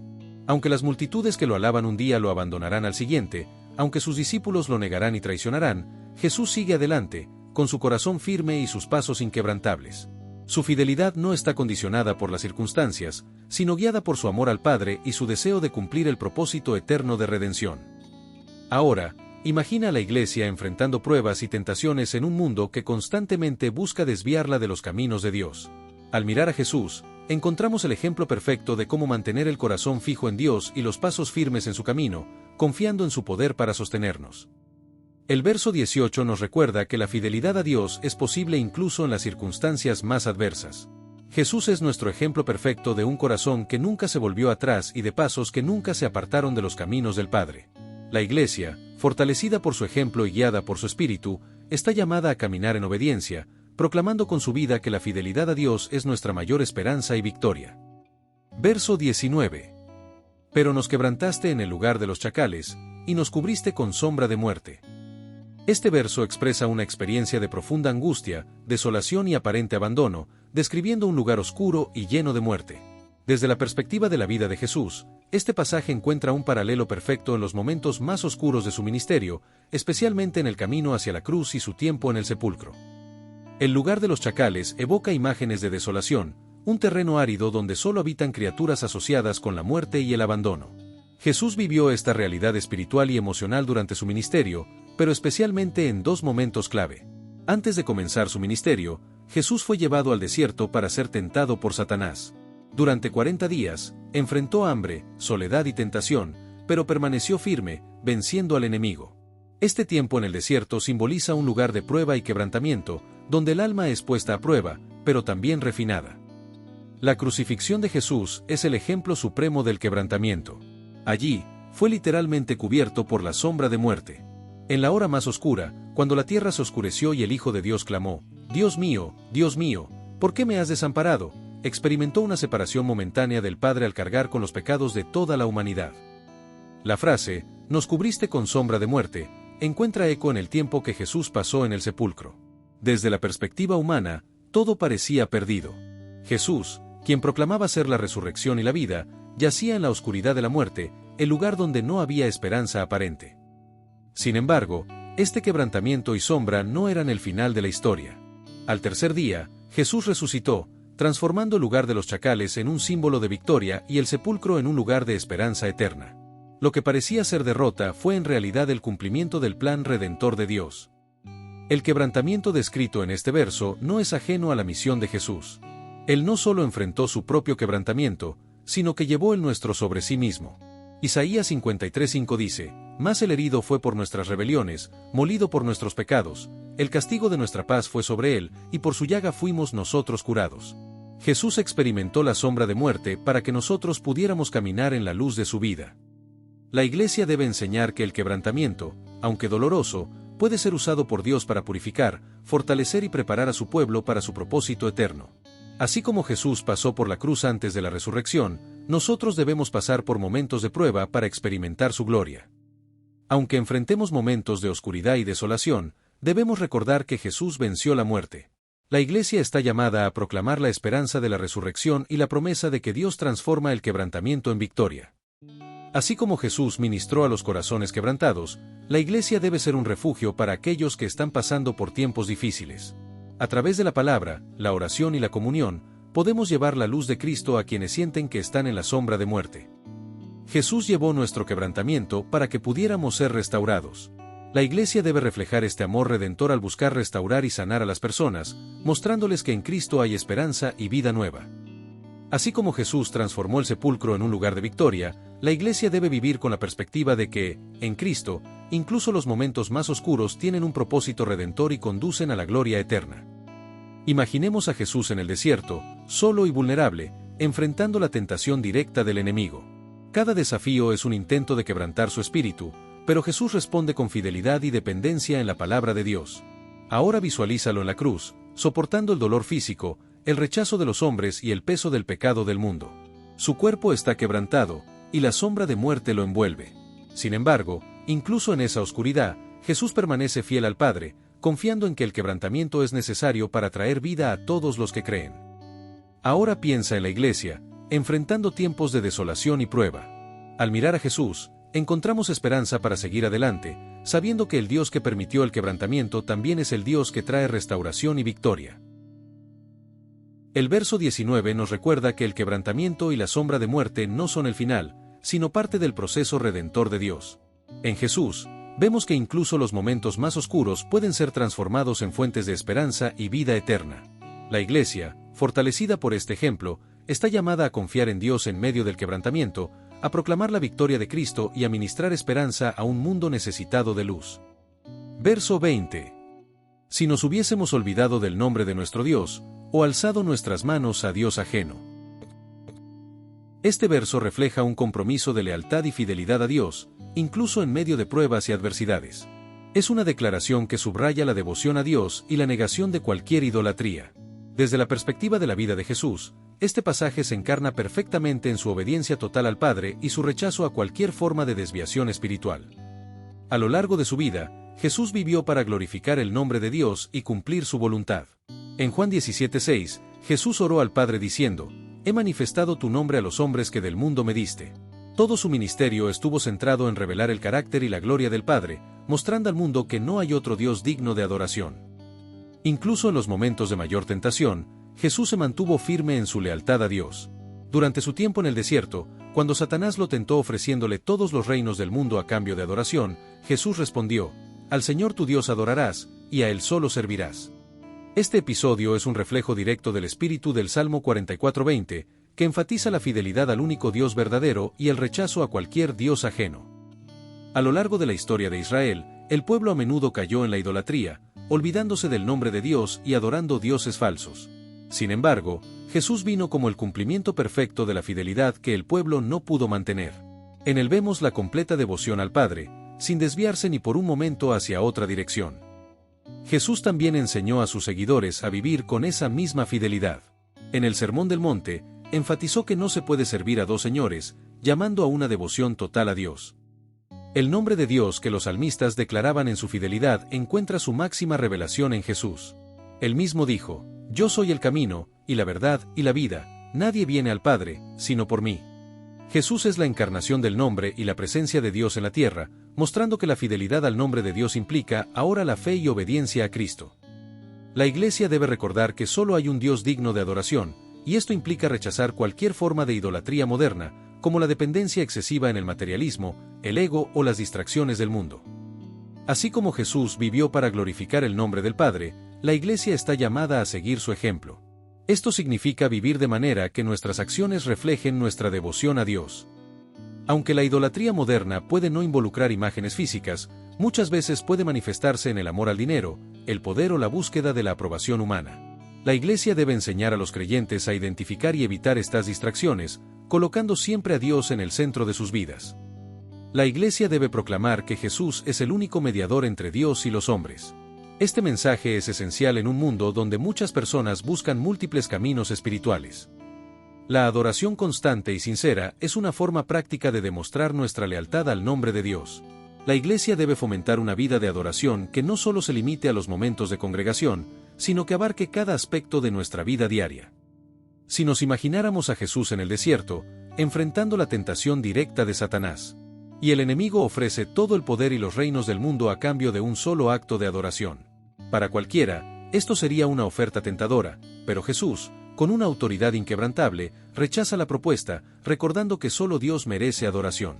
Este momento no solo muestra la fidelidad de Jesús, sino que también nos enseña que la verdadera victoria espiritual proviene de mantenernos firmes en nuestra devoción a Dios.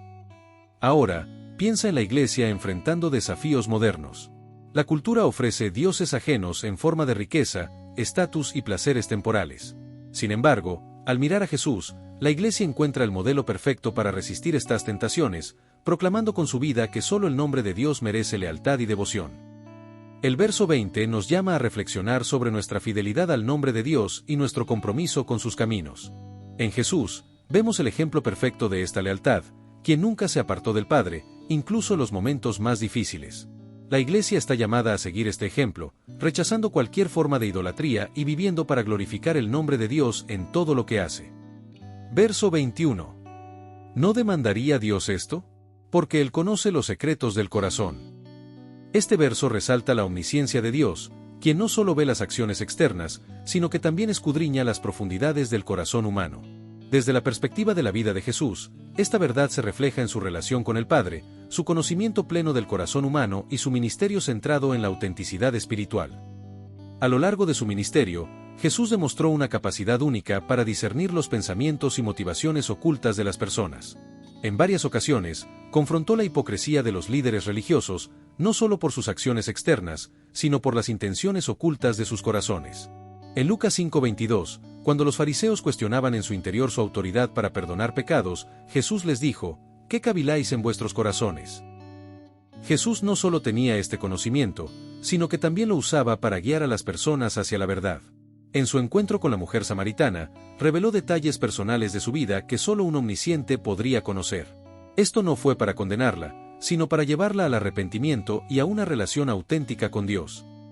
Jesús vivió una vida de total transparencia y sinceridad ante el Padre. En Juan 17, durante su oración sacerdotal, expresó plenamente su corazón y su misión, demostrando que no había nada oculto en su relación con Dios. Él nunca intentó esconder nada, porque su vida fue completamente entregada al propósito divino.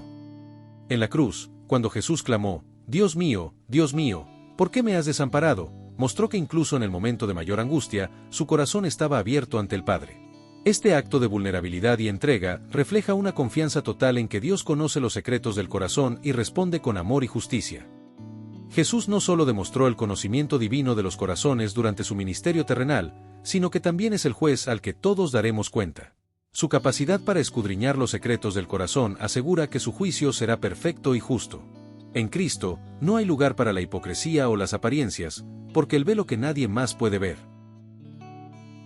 La Iglesia debe enseñar a los creyentes a ser sinceros en su relación con Dios, reconociendo que no podemos esconder nada de Él. La confesión genuina y el arrepentimiento son esenciales para una vida espiritual auténtica. Así como Jesús discernía las motivaciones ocultas, La Iglesia debe alentar a los creyentes a reflexionar sobre sus propias intenciones. ¿Servimos a Dios por amor o por reconocimiento? Este tipo de autoevaluación ayuda a mantener la pureza en nuestra relación con Dios. El conocimiento de Dios de los secretos del corazón asegura que su juicio es justo. La Iglesia debe proclamar esta verdad, recordando que no necesitamos buscar venganza ni preocuparnos por los juicios humanos, porque Dios conoce la verdad completa. La Iglesia debe alentar a los creyentes a cultivar una relación íntima y auténtica con Dios, basada en la confianza de que Él conoce nuestros corazones y nos ama incondicionalmente. Así como Jesús reveló la verdad de los corazones para guiar a las personas hacia la redención, la Iglesia debe ser un lugar donde se proclame la verdad con amor, ayudando a las personas a confrontar sus propios corazones y encontrar sanidad en Cristo. Imagina a Jesús sentado con la mujer samaritana junto al pozo. Con pocas palabras, revela las profundidades de su corazón, no para humillarla, sino para invitarla a una nueva vida en el agua viva que solo Él puede ofrecer. Ahora piensa en los líderes religiosos que se enfrentaron a Él, convencidos de su propia justicia, pero cuyos corazones Jesús escudriñó, exponiendo su hipocresía. En ambos casos, Jesús demuestra que el conocimiento de Dios de los secretos del corazón es tanto un llamado al arrepentimiento como una oportunidad para experimentar su gracia. Ahora imagina a la Iglesia enfrentando el desafío de vivir con integridad en un mundo que a menudo valora las apariencias más que el corazón. Al seguir el ejemplo de Jesús, la Iglesia puede ser un faro de sinceridad y gracia, ayudando a las personas a llevar sus corazones completos ante Dios. El verso 21 nos recuerda que Dios no solo ve nuestras acciones externas, sino que escudriña los secretos más profundos de nuestros corazones. En Jesús, vemos un ejemplo perfecto de transparencia y sinceridad ante el Padre. La Iglesia está llamada a vivir con esa misma autenticidad, reconociendo que, aunque nada está oculto ante Dios, su amor y gracia están disponibles para transformar incluso las áreas más oscuras de nuestra vida. Verso 22. Pero por causa de ti nos matan cada día, somos contados como ovejas para el matadero. Este verso resalta el sufrimiento que los siervos de Dios enfrentan por su fidelidad. Habla de la persecución, el sacrificio y la constante amenaza de muerte a causa de su compromiso con Dios. En la vida de Jesús, este pasaje encuentra su expresión más profunda, ya que Él vivió como la oveja perfecta llevada al matadero, entregándose por amor y obediencia al Padre. El sacrificio de Jesús se alinea perfectamente con esta declaración. Isaías 53:7 profetizó sobre Él: como cordero fue llevado al matadero, y como oveja delante de sus trasquiladores enmudeció, y no abrió su boca. Durante su pasión y crucifixión, Jesús fue tratado como un criminal, condenado injustamente y entregado a la muerte, no por su culpa, sino por los pecados de la humanidad. Jesús no solo aceptó su papel como el Cordero de Dios, sino que lo hizo voluntariamente. En Juan 10:18, dijo: nadie me la quita, sino que yo la pongo de mí mismo. Este acto de entrega absoluta fue el cumplimiento perfecto del propósito redentor de Dios, donde Jesús murió no por una causa personal, sino por la gloria de Dios y la salvación de la humanidad. El verso también describe una experiencia de sufrimiento continuo: nos matan cada día. Jesús vivió bajo constante oposición, desde los intentos de los líderes religiosos por desacreditarlo hasta las amenazas de muerte que enfrentó durante su ministerio. A pesar de esto, nunca retrocedió ni comprometió su misión. Su vida y muerte son un testimonio de obediencia total, incluso en medio de la persecución y el sacrificio. Aunque Jesús fue contado como una oveja para el matadero, su muerte no fue el final. Su resurrección al tercer día transformó el sacrificio en victoria. En Cristo, el sacrificio tiene un propósito eterno, y el sufrimiento por la causa de Dios nunca es en vano. Romanos 8:36 y 37 cita este verso del Salmo 44 y lo conecta con la victoria en Cristo, como está escrito: por causa de ti somos muertos todo el tiempo, somos contados como ovejas de matadero.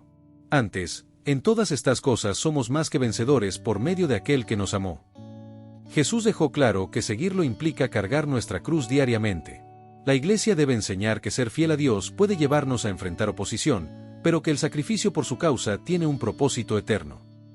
Así como Jesús no retrocedió ante el sufrimiento, la Iglesia está llamada a permanecer firme en la fe, incluso cuando enfrentemos rechazo, persecución o sacrificio. Esta perseverancia glorifica a Dios y fortalece nuestra esperanza en la resurrección. Aunque ser contados como ovejas para el matadero puede parecer desalentador, la Iglesia debe recordar que este sufrimiento no es en vano. Dios usa nuestro sacrificio para edificar su reino y glorificarse a través de nuestra fidelidad. El sacrificio y el sufrimiento no son el final de la historia. La Iglesia debe proclamar que, en Cristo, somos más que vencedores. Aunque enfrentemos adversidades, Nuestra esperanza está asegurada en la victoria de Jesús sobre la muerte. La Iglesia debe interceder y apoyar a los creyentes que enfrentan persecución alrededor del mundo. Esto incluye orar por ellos, proveer apoyo práctico y compartir sus historias para inspirar fe y valentía en otros. Imagina a Jesús caminando hacia el Calvario, cargando su cruz mientras es rodeado por burlas y desprecio. A cada paso, se acerca más al lugar donde será contado como una oveja para el matadero. A los ojos del mundo, parece derrotado, pero en su corazón lleva la victoria eterna. Su sacrificio no es una derrota, sino el cumplimiento del plan redentor de Dios. Ahora piensa en la Iglesia enfrentando desafíos en un mundo que a menudo desprecia la verdad del Evangelio.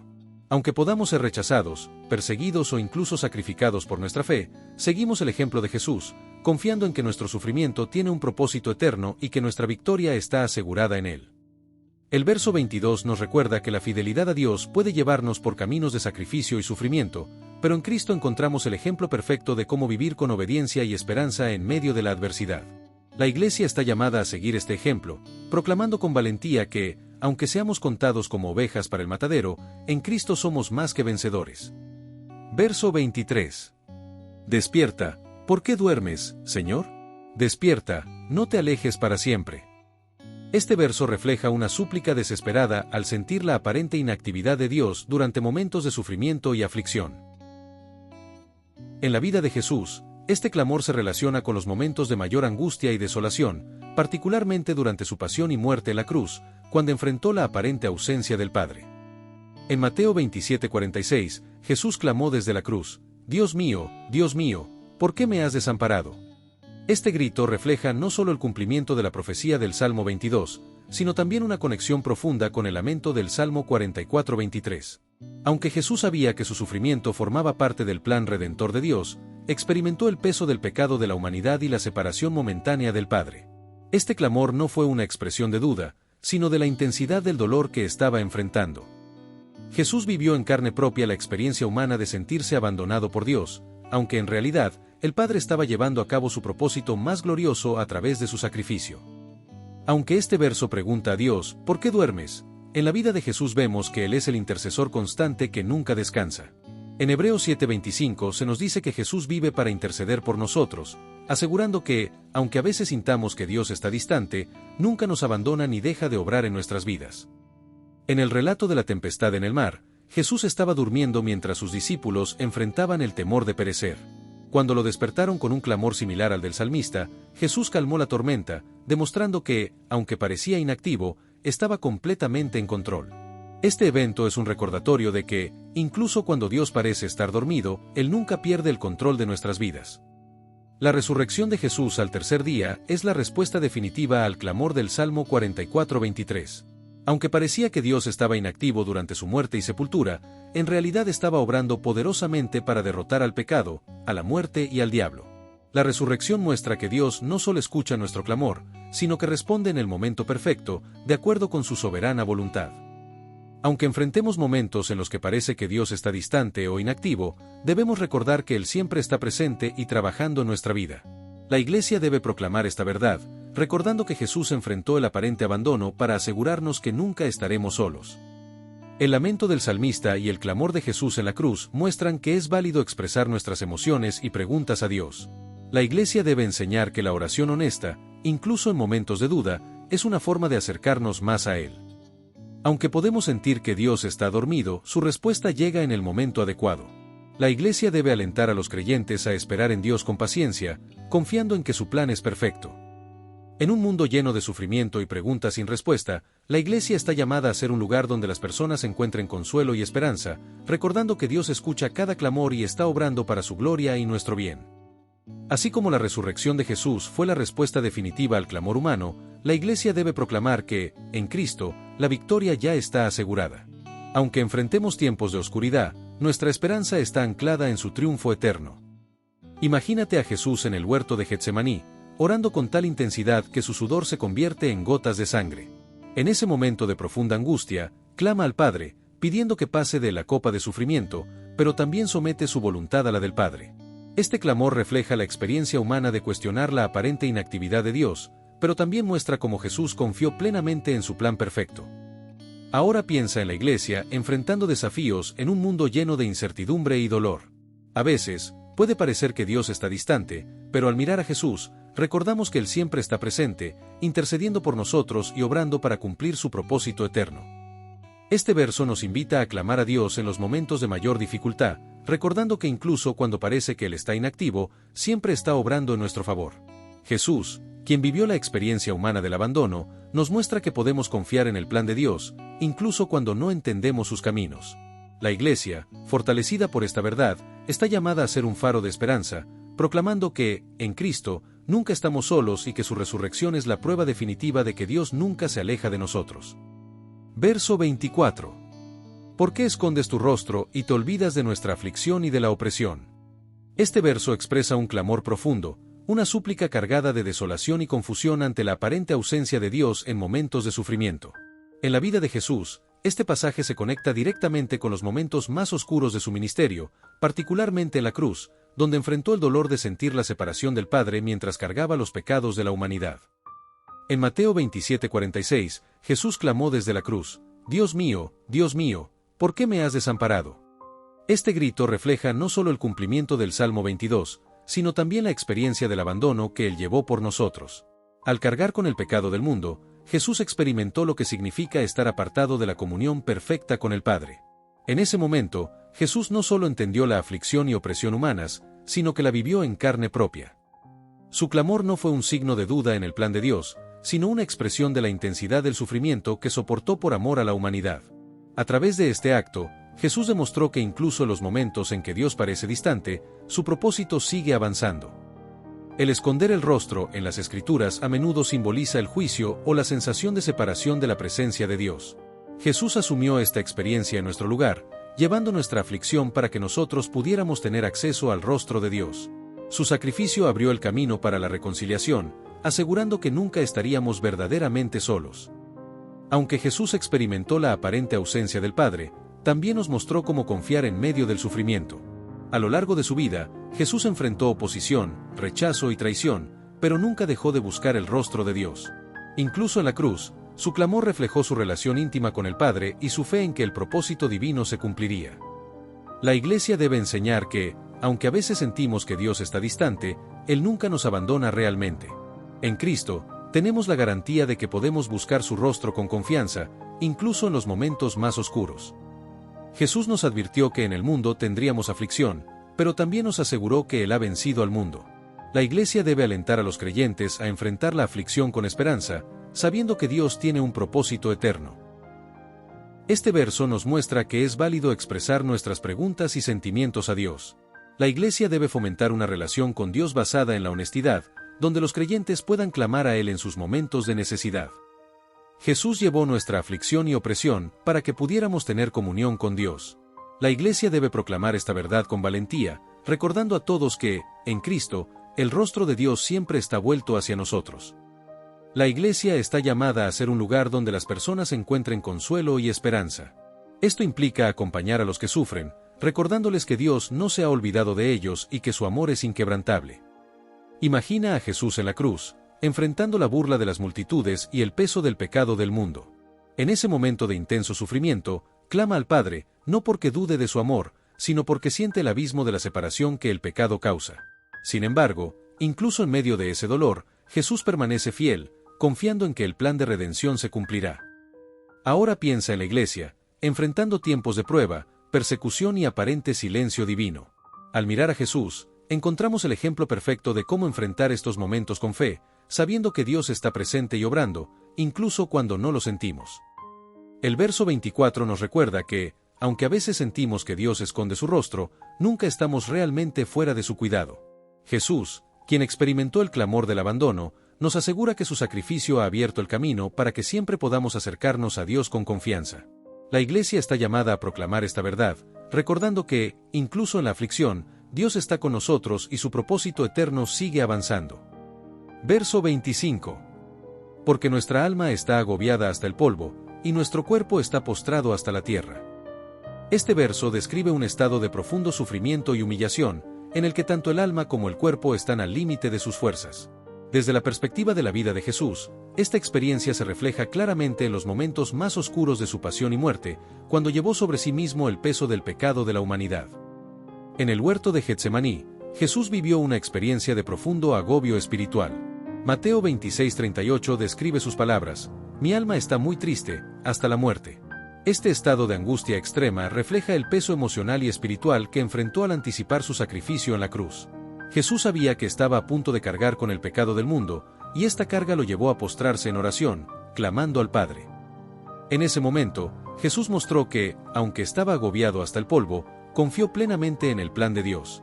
Su oración "no se haga mi voluntad, sino la tuya" es un ejemplo perfecto de cómo buscar a Dios en medio de la desesperación. En la cruz, Jesús soportó un sufrimiento físico indescriptible.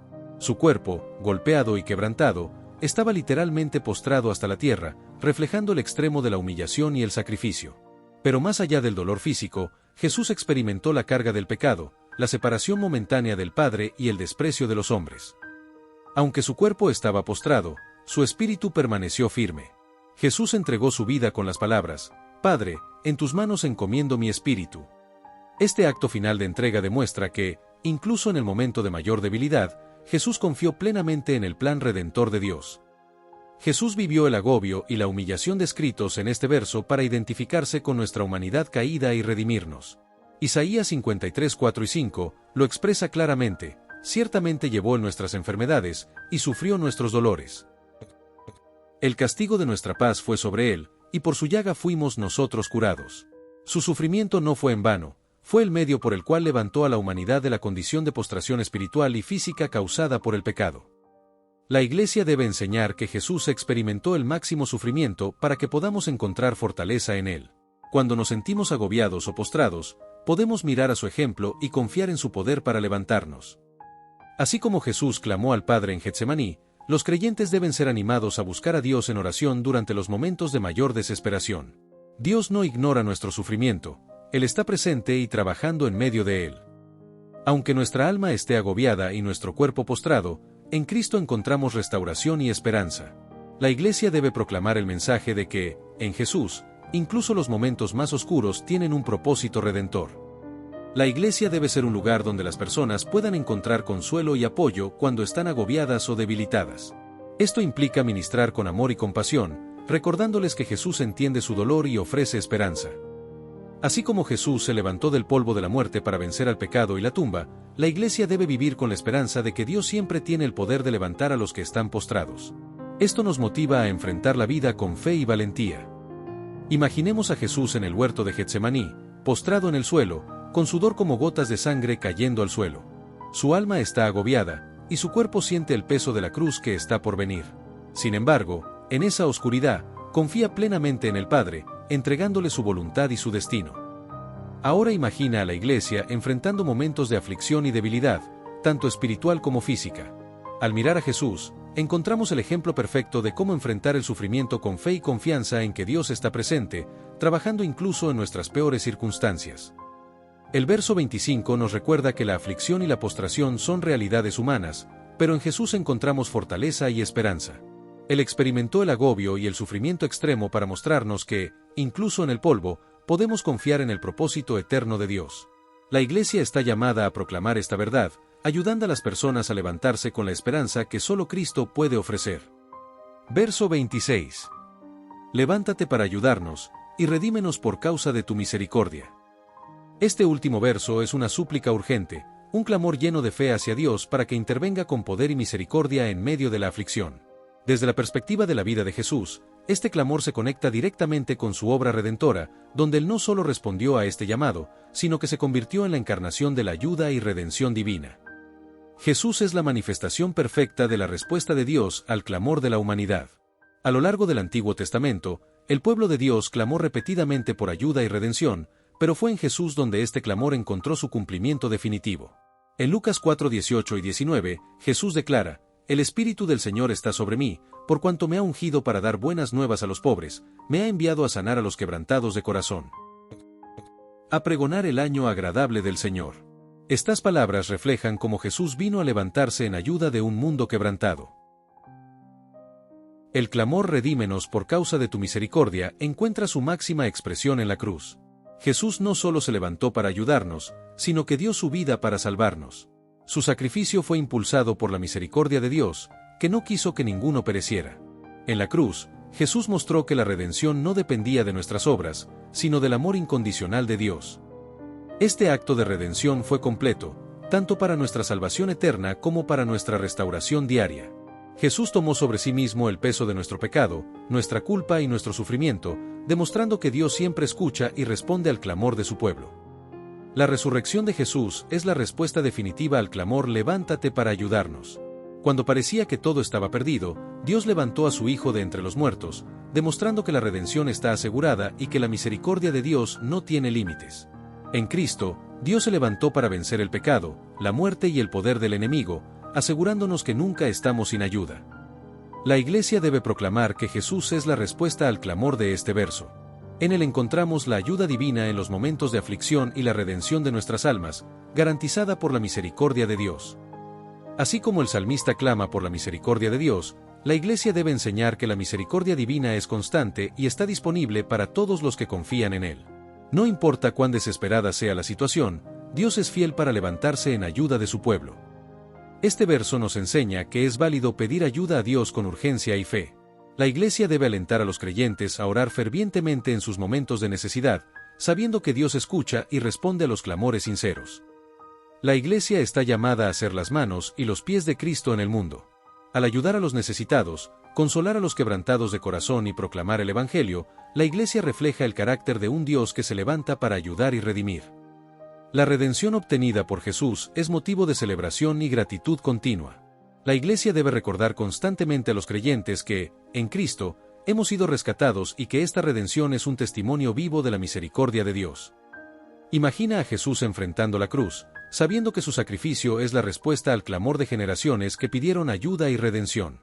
Cada paso hacia el Calvario es un acto de obediencia al plan del Padre y un reflejo de su amor por la humanidad.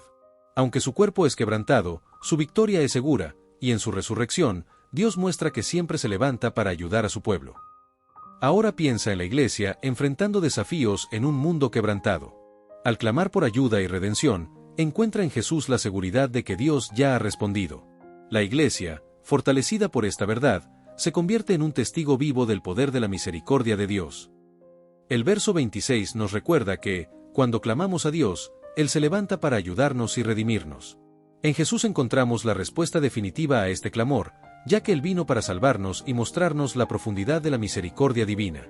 La Iglesia, al vivir en esta redención, está llamada a proclamar esta verdad con valentía, recordando al mundo que en Cristo siempre hay ayuda, esperanza y salvación. El Salmo 44 es un clamor profundo del pueblo de Dios que combina un recuerdo de sus poderosas obras en el pasado, una queja por la aparente ausencia de su intervención en el presente y una súplica desesperada por ayuda y redención. Este salmo nos muestra la vulnerabilidad del ser humano frente a la aflicción y la persecución, pero también la determinación de mantener la fidelidad a Dios incluso en medio del sufrimiento. Este salmo describe profunda y directamente la obra de Jesucristo. En él encontramos el cumplimiento de la redención que el salmista anhela. Jesús, el Cordero de Dios, fue contado como oveja al matadero, llevando sobre sí la aflicción y el pecado de la humanidad para darnos esperanza y vida eterna. Aunque experimentó el abandono y la opresión, su victoria sobre la muerte asegura que Dios nunca nos desampara y siempre responde al clamor de su pueblo. Para la Iglesia, el Salmo 44 es un recordatorio de que el sufrimiento no es en vano. Aunque enfrentemos pruebas y parezca que Dios está distante, podemos confiar en que Él sigue siendo fiel y que, en su tiempo perfecto, se levantará para ayudarnos y redimirnos. Este salmo nos invita a orar con honestidad, a confiar en la misericordia de Dios, y a vivir con la certeza de que en Cristo tenemos la victoria, incluso en medio de las mayores adversidades. En resumen, el Salmo 44 nos llama a recordar las obras de Dios, a permanecer fieles en la prueba, y a clamar con confianza, sabiendo que la misericordia y la redención de Dios siempre están disponibles para su pueblo. Cerremos esta enseñanza con una oración. Señor Todopoderoso, hoy venimos ante ti, con un corazón lleno de gratitud por las grandes obras que has hecho en el pasado. Gracias por las victorias que nos has dado, por tu fidelidad a través de las generaciones, y por la herencia espiritual que hemos recibido. Reconocemos que no es por nuestra fuerza, sino por tu mano poderosa, y tu misericordia que hemos avanzado. Te alabamos porque eres un Dios fiel, justo y soberano, que no cambia, y cuyo amor permanece para siempre. Tú eres digno de toda gloria, honor y alabanza, porque en ti encontramos refugio, esperanza y salvación. Aunque a veces no entendemos tus caminos, sabemos que tú siempre actúas para nuestro bien y para tu gloria. Señor, en momentos de dificultad y prueba, clamamos a ti como lo hizo nuestro Señor Jesucristo. Levántate, Señor, y ven en nuestra ayuda. Mira nuestra aflicción, nuestra debilidad y nuestras luchas. No escondas tu rostro, oh Dios, sino manifiéstate con tu poder y tu misericordia. Redímenos por el amor de tu nombre, y por la fidelidad de tu pacto eterno. Danos la fortaleza para permanecer fieles a ti, aun cuando las circunstancias sean adversas. Gracias, Señor, porque sabemos que tú escuchas nuestro clamor y que tus planes para nosotros son de bien, y no de mal. Gracias porque, aun en la oscuridad, podemos confiar en que tu luz brilla, y tu propósito se cumplirá. Te damos gracias anticipadas por la redención que vendrá, porque sabemos que nunca nos dejarás ni nos desampararás. En el nombre de Jesús, nuestro Redentor y Rey, oramos. Amén. Si este mensaje tocó tu vida, te invito a reflexionar y a buscar siempre a Dios como tu mayor fuente de consuelo y esperanza. Comparte este salmo con alguien que necesite recordar que nunca estamos solos, porque el Señor siempre está cerca de los que le buscan. Gracias por acompañarnos en este recorrido por las Escrituras. Nos vemos en el próximo video aquí, en La Voz de la Biblia Reina Valera 1960 minutos. Que Dios te bendiga grandemente.